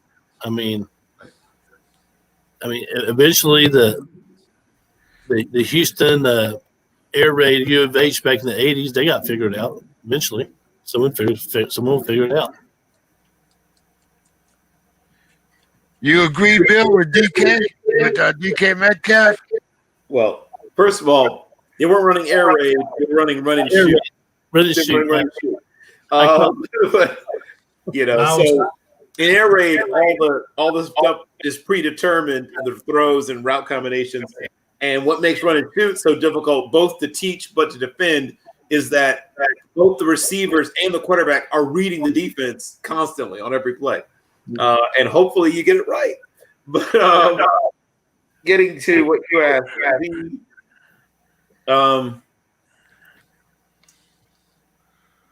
the Seahawks. So I have often had very unpleasant things to say about Darrell Bevell in the past. I will admit that. And when they got Brian Schottenheimer, I was like, oh, a second Darrell Bevell. Well done, Seahawks.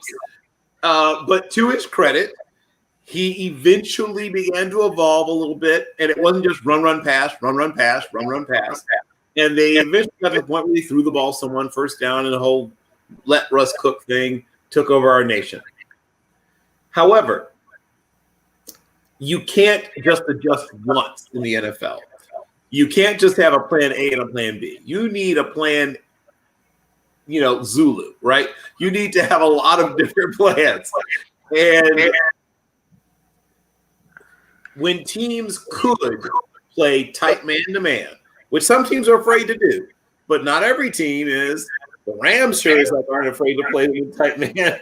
So you have somebody, Jalen Ramsey, of course, not a lot of Jalen Ramsey. You have someone who is that kind of guy and I didn't have him on DK all the time. They had him, on other people, but whoever was on DK wasn't afraid of, and once again, I this is not me trying to not be wrong about DK Metcalf, but I had concerns about it coming out of Ole Miss.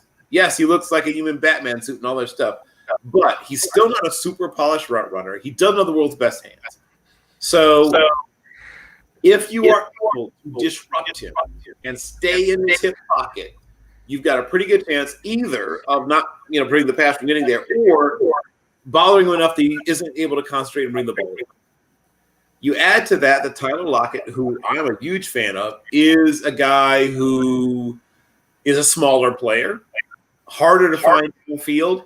And if you basically can, but in trail technique, if you're a larger guy, you can basically make him impossible to see. You sort of erase him. You put a 6'1" corner on him who's in trail, and you've got a 5'10" quarterback. I can't see him. So you add that the fact that they used to be really good at the tight end position, and I bet none of you can name their tight end. So it's difficult when the running game isn't working, and you can play tight man on their wide receivers, and they don't have a tight end that anyone can name. Greg Olsen, of course, is retired. They have some other tight ends on their roster, but no one can name them. So that tells you everything you need to know. I mean, the Will Dissly fan club or whatever, unless they're meeting, actually, I think he got moved. No, they still have Dissly. No, so unless the Will Dissly fan club is listening, there's very few other people who can name their other tight ends on the roster. They've got problems. And they can still score on a bad defense, a bunch of points on bad defenses. The problem is good defense. And admittedly, there's not a lot of those. But when you face them, you get exposed. So, Brian Schottenheimer, this is my personal challenge to you. Prove to me you are not just a sexier Darrell Bevell. Frank, your thoughts? Did they just figure out the Seahawks? Well, I'm going to take a shot in the dark, Bill.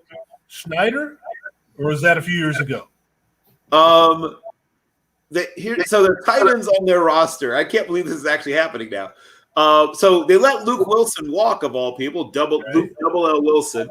So they started the year obviously with Greg Olson, who might be a future Hall of Famer, but they had him on contract. And yes, Will Dissly, right? Who just drove down, or I guess didn't even drive down. I guess he had to walk across because he played his football at Washington. So he just packed up his dorm room and went to camp, right? And there is a third one. Hold on. What's the other one? He was an undrafted free agent. Oh, I can see him in my mind. A pretty good athlete, actually, but just super raw. Like, he doesn't really know what he's doing yet.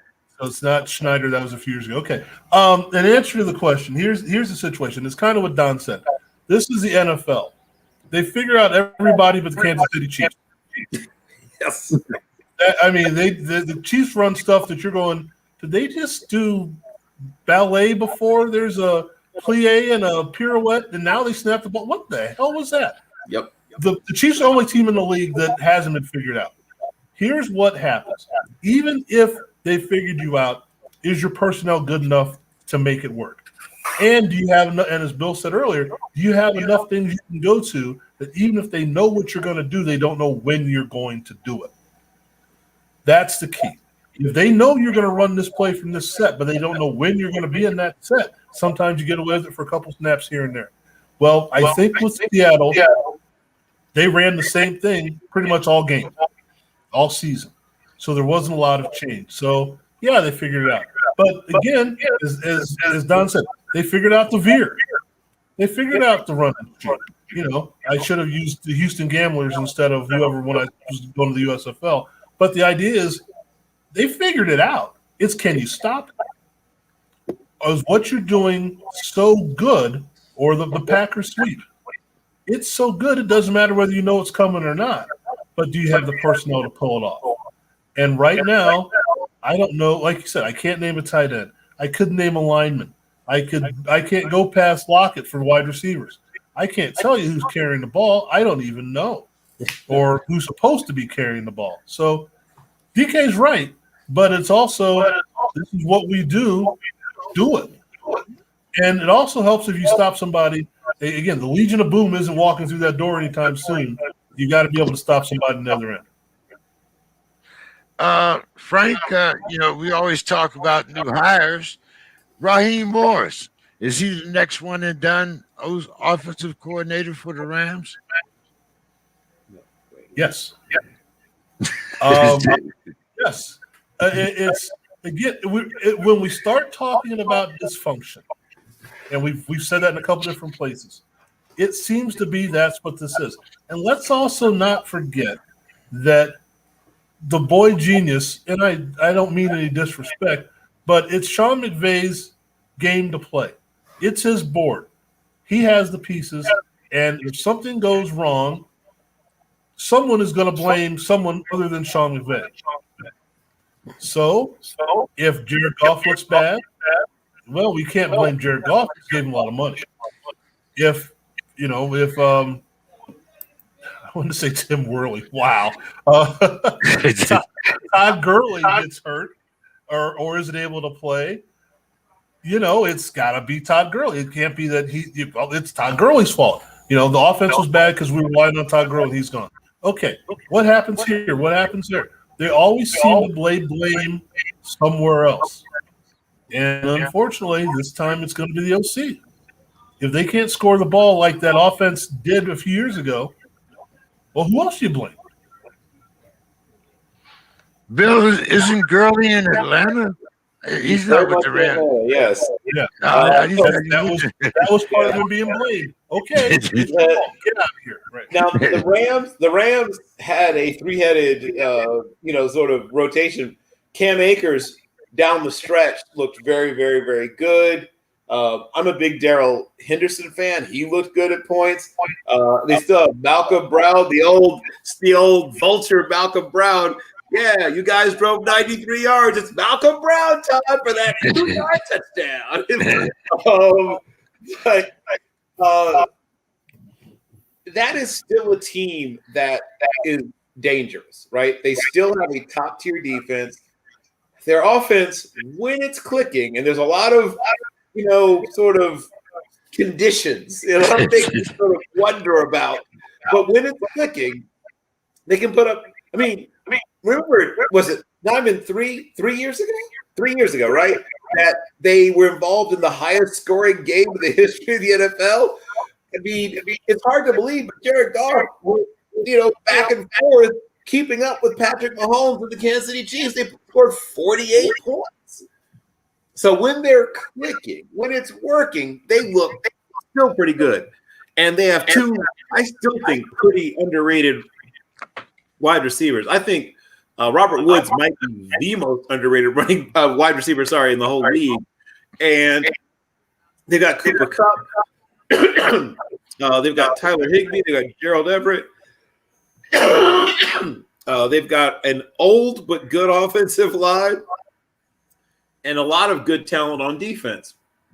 And, of course, we mentioned Jalen Ramsey, who I think is one of the best 10 defenders in the football. I mean, in the league. I mean, he's so good. He's so good. He can do so many things.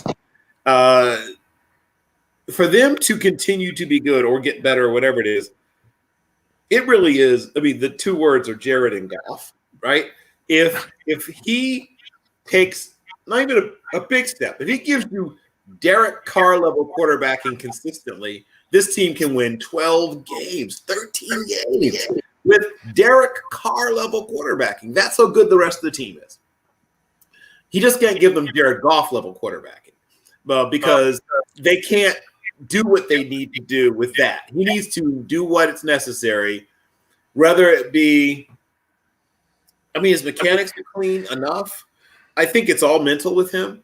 I think it's a combination of confidence. I think his confidence is, when it's going, it's great. But once again, I think whenever things start to not go well, his confidence starts to follow the trend line of the game itself. And you can't have that, right? The whole point of the quarterback is for your confidence to always be up here, no matter how bad things are going.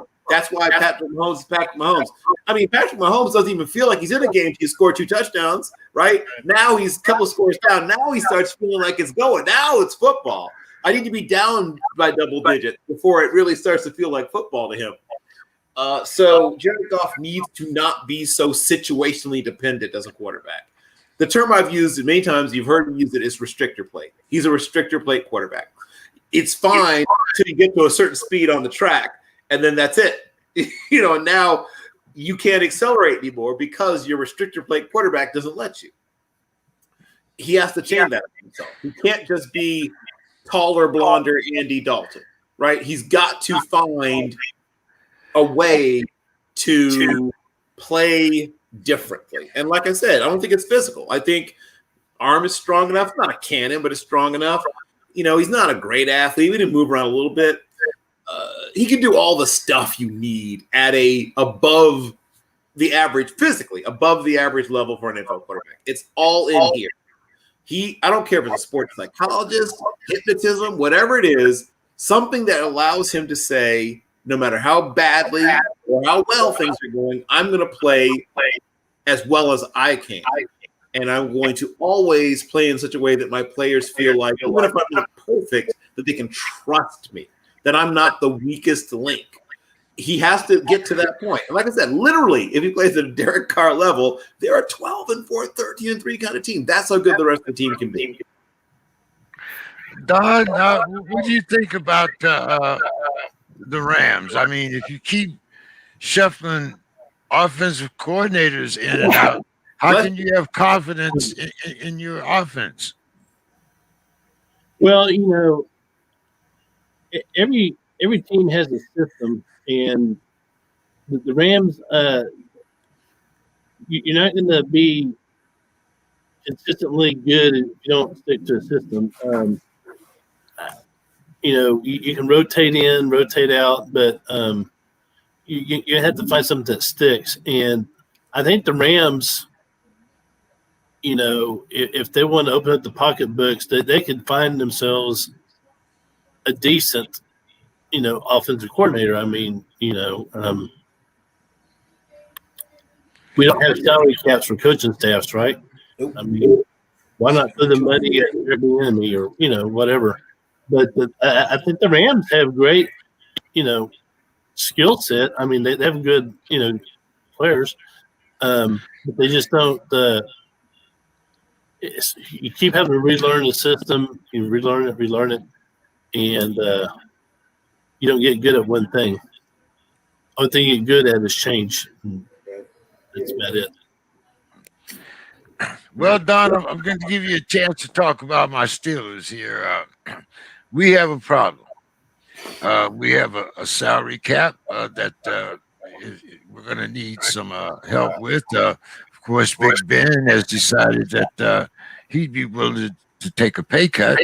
But we've also signed Dwayne Haskins, which this could be a new beginning for him, and possibly having some time behind Big Ben. He's a little more mobile. Unfortunately, there's some strip clubs really close to Steeler training camp, but I'll talk about that later on. And we have a center, Pouncey. He's getting ready to retire. So, Don, what do you think is the outlook for the Steelers? We won our division, but when you look at the play of the Ravens, you look at the play of the Browns. I had a hard time getting that out. I had to kind of choke that out. And you have the up and coming Cincinnati Bengals with Joe Burrows. So, Don, talk about my Steelers. What do you think is going to happen in 2020? Well, the thing is, Father Time it's up to us all.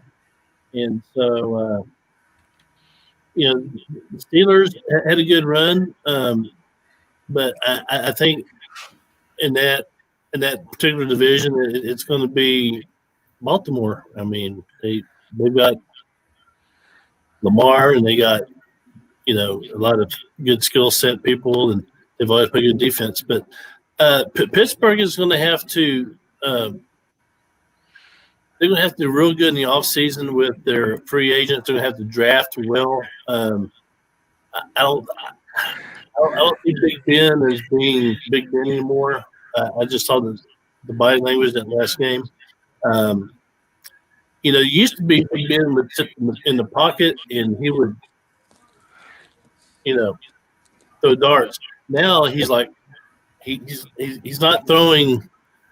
His throws can be kind of rushed. It's like, oh shit, I gotta get hit. But I get it. I mean, he's human. I mean, he's lasts longer than I ever would. So I would like to see them develop some of their younger players. You talk about Ponce. I didn't realize he was retiring. I did not know that. That's news to me. He's been a stalemate in the offensive line for years, so they're going to miss him. And again, they're going to have to go out. They're going to have to draft and find someone to take his place too. So the thing about the NFL with free agents, drafts, you can have a down year, and the next thing you know, you're in the playoffs. I mean, look like Cleveland's done with their, within 3 years. So I think the Steelers have come to a dip in the road, the low point, to make the thing they can start to climb back out. Bill, I'm sure you've kept up with the controversy of the Steelers. You have a lot of people talking about it's time to get rid of Mike Tomlin. You have a lot of other people talking about it's hey, we need a running game.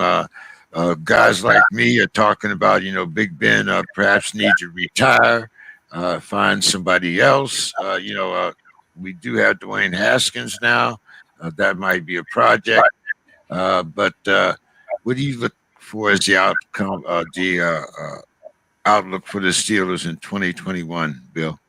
So, as was mentioned earlier, yes, the salary cap is essentially a sinkhole, and a lot is going to have to happen.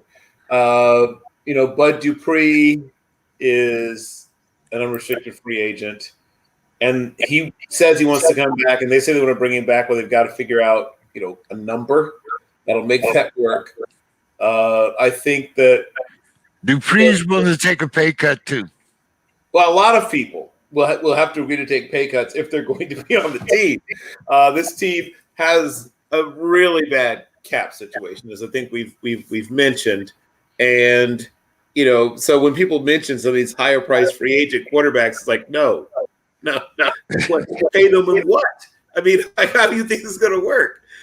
We can't just hand them an IOU. Hey, we'll get you next season. Like, that's not how it works. So here's what will have to happen. They will have to have some veterans will have to retire, and some of them will. They'll have to have tough conversations with players that they actually would like to keep around, but they'll have to, present to being restructured, or they'll have to cut a lot of good, valuable players who can play. And then last but not least, they need to start drafting better. The Steelers used to be the paragon. They were the thing. If you were studying how to draft an NFL team, the Steelers used to be the case study. They haven't succeeded at certain positions in the draft, like corner, in a very long time. Their best defensive back came via a trade.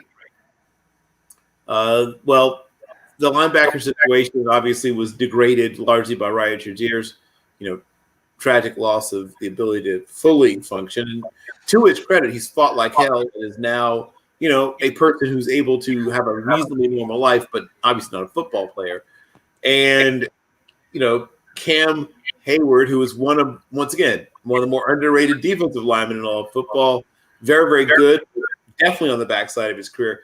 I mean,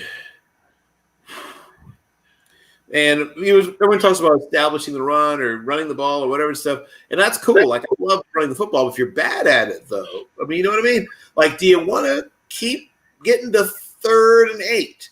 At some point, you have to do something different. You can run the football maybe after you establish some things in the passing game. And Rodney Fichter was sort of a scapegoat, and some of it was deserved because he was a very predictable play caller, and he did seem to just ignore parts of the playbook. And I mean, I don't know. It was hard to watch. At some points, the Steelers' offense was one of the most difficult to watch offenses in all of football, despite the talent. And some of it goes to coaching, and some of it goes to the fact that Roethlisberger is coming back from really a one-of-a-kind injury in football, very common in baseball. You see the ulnar collateral, UCL, ulnar collateral ligament surgeries.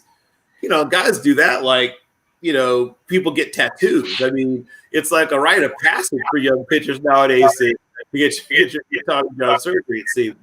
But in football, we had never seen a football quarterback get that surgery and then come back and do whatever. Like, he's the first to even come back. So we don't. He's the case study. We're studying how to recover from, at least in football, from an ulnar collateral ligament surgery. So Ben's arm was not Ben's arm this year. Now, the question is that in a permanent state of affairs? That's what I would want to know is if he's going to ever be back, if not 100 to 95%. He played this season arm strength-wise at about 82.5%. Frank, your thoughts on the Steelers? Do we have a running back that's going to come through out of the, appear like Batman out of the Batcave? I've kind of given up on Connors. I think that our backfield is really one of our weaknesses. I mean, like you say, you're going to continuously be in 3rd and 8, and you have salary cap. Quarterback issues, offensive line issues. Man, sounds kind of bleak. as a Cleveland Browns fan, I should recuse myself from this entire story. But I'm going to give you 3 subsets of people that will prove to you that this is not as dire as it seems. 1, who owns the team? Still the Rooney family, right? Okay. The other subset, Chuck Noll, Bill Cowher, Mike Tomlin. They'll figure it out. These are the 3 coaches in the last 50 years or however long it's been. They'll figure it out. Mike Tomlin is there for a reason. Now, maybe they're tired of listening to him. I don't know. Mike Tomlin got that job because the Rooneys believed he could carry on that tradition. 3 other people. Mike Webster, Dermontti Dawson, Marquise Pouncey. Now, Pouncey is going to have to live with his last game, the first snap of his last game, being one of the lousiest snaps of his entire life. But they'll figure it out. You have 3 Hall of Fame centers, a couple of Jeff Hardings and a couple other guys we can throw in there as well. But 3 Hall of Fame centers have manned that position, again, in the last 30 to 40 years, if not longer than that. They'll figure it out. It's going to be ugly. They're going to have to make some tough decisions, but this is the Pittsburgh Steelers. And this is coming from a Browns fan who's seen it up close for almost my entire life. And it sucks to have to say it, but I know what I'm seeing. They'll figure it out. They may have to make some tough decisions. They may have to tell Ben, it's nice that we want you to come back. It's nice that you want to come back, but we're going to do things differently. They have to find a center. They have to find a running game, and they've got to figure out the ways to keep people healthy. The defense has to stay healthy, but they'll figure it out. It's as hard as it for me to say that, they'll figure it out. How? I have no idea, but they usually do, and it's been consistent for too long for it to leave the rails right now. Well, hey, from a Browns fan, I have to, take that as a preview of good things to come. Frank, I'm going to start with you. We got a couple questions on the playoffs before we get up out of here. But let's start with the Bucs. The Bucs beat the Packers while Brady throws 3 interceptions. Did the Packers coach play that game too safe? And what did you think about Rodgers' thoughts in the press conference? Rodgers spoke from the heart. You can't give him anything about it. He spoke from the heart. And he said exactly what he should have said. Hey, I thought I would have had 4 plays. They only gave me 3. I'm not the one that calls the plays. He doesn't tell me how to throw the ball. I don't tell him how to coach the game. That guy was open. He doesn't come to me and say that. He trusts me to do my job. I trust him to do his job. If he didn't do it, you got to talk to him about that. Here's what I thought. Yes, they played it too safe. Again, you have Aaron Rodgers. You have the gunslinger. You take the chance. You go for the throat. You don't go for the safe way out. And you've got Tom Brady, no matter who Tom Brady is or what's going on, you can't give him another shot. You got to go for it right there and then make him have to be pressured instead of just saying, hey, we got to leave. We can run the clock out and do whatever needs to be done. The telling point of the whole thing, though, I think, is the Scotty Miller touchdown at the end of the first half. There's no way that should happen. And that's not playing it safe. That's being overly aggressive by Green Bay, unless the corner didn't know what he was supposed to be doing. That's playing a little bit more of a press coverage kind of deal and getting beat over the top when they only got 1 play is to throw it over the top. So, that's just the way it goes. Now, as someone mentioned earlier about Rodgers sitting on the bench and looking dejected after the game and then in the press conference, he should look dejected. He put his heart and soul into it and they lost. That's sport. That was that day. It might not be this day. It might not be next month. But that day, after the game, you should be upset a little bit. That means you want to win. Now, how does it come back from it? Bill? Yeah. So Tampa Bay is essentially an all-star team, but they are an aging all-star team. At least some of their top players.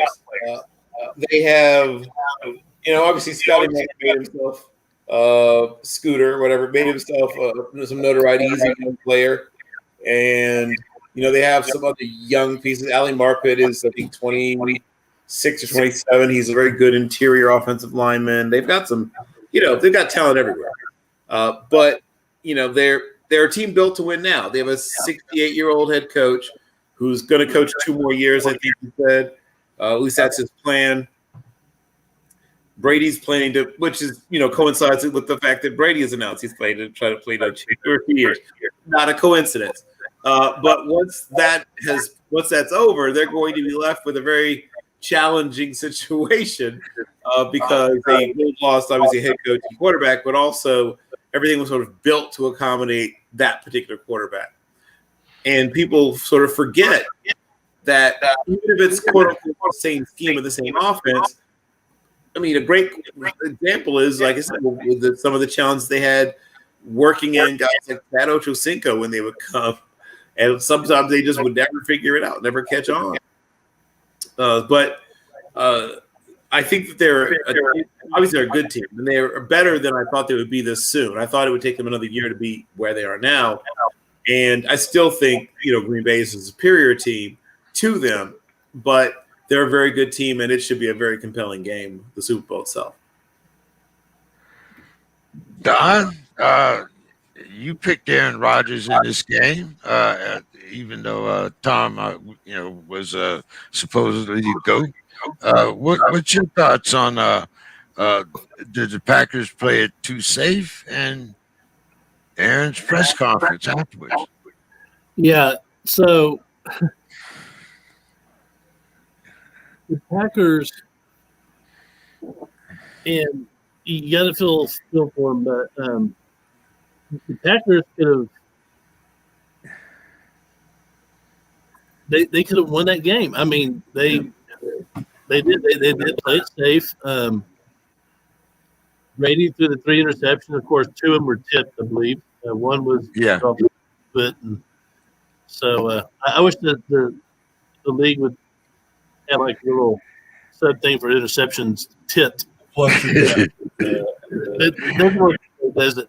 But yeah, Aaron Rodgers had every right to be pissed, and I mean, this is the guy who lives. Aaron Rodgers lives to be pissed, as it is. They gave him a little extra incentive. He ran even pissed in his commercials. Yeah. Right. So I just saw his body language. I'm getting to the point where I look at the way people, how they react, and I could have seen him retiring that night, but I think he thought about it. I think he'll come back, but if you're a Tampa Bay fan, and I'm not, you got to be heartbroken. It's a kind of shame. You mean a Green Bay fan? Yeah, I'm sorry, Green Bay. Hey, it's past my bedtime. I'm just skipping. Well, okay, I got one last question for you then, Don. The Chiefs win impressively in the AFC Championship. You got the confidence of putting the ball back in Harmon's hands right after he muffs a kickoff. Next thing you know, he's running down the field for a touchdown. You got Kelsey. He ties Shannon Sharp's record in the first half. Then you have an underhand pass for a touchdown. I mean, did Buffalo bring a knife to a gunfight, Don? Well, yeah. Kansas City's on a whole different level, guys. I mean, they're up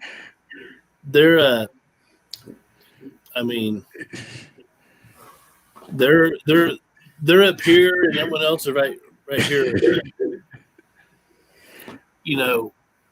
I saw a stat somewhere that I think said Mahomes has been in a championship game every year of his career. Is that correct?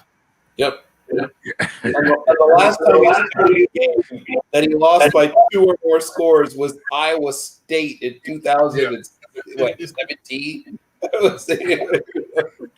And the other stat I liked is that Tom Brady has as many NFC championships as Aaron Rodgers now.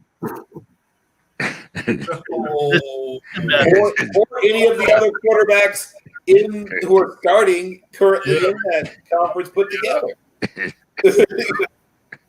ouch. Bill, Don, you want to give us your final thoughts for the evening, my man? It was good. I know I extended the program a little bit, but I want you to get your beauty sleep. Yeah, I need it. My final thought. So earlier, Frank was talking about his baseball card collection. If you still have your baseball football cards, raise your hand if you still have them. I have a few. I don't have. I have a few. The Have collection. So I was cleaning out some stuff a couple of weeks ago, and I found some that I kept. I don't know what they're worth, but I have a rookie season Emmitt Smith. Oh, I got a rookie Joe Montana. That's definitely worth a little bit. And I got a rookie Franco Harris. Oh. Okay. I think it's 1971, 72, something like that. But Yeah.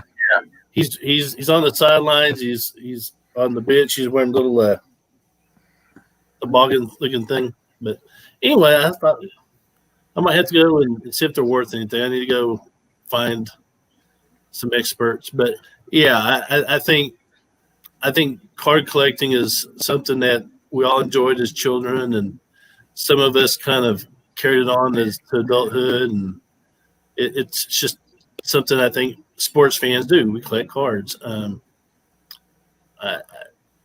Bubble gum, they used to put them in the cereal boxes, and I remember going to the store with my mom and getting the cereal and pouring it out and get the toy out.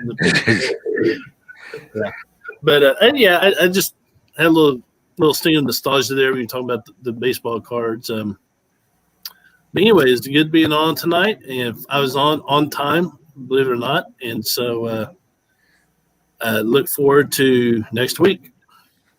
All right, Don. Well, thank you so much, and you go get your beauty sleep, and we'll see you next week. Bill, what about them Chiefs, man? Well,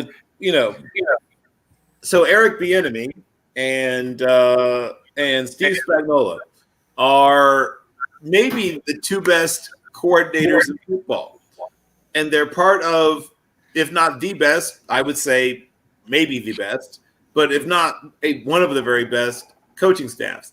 Blanking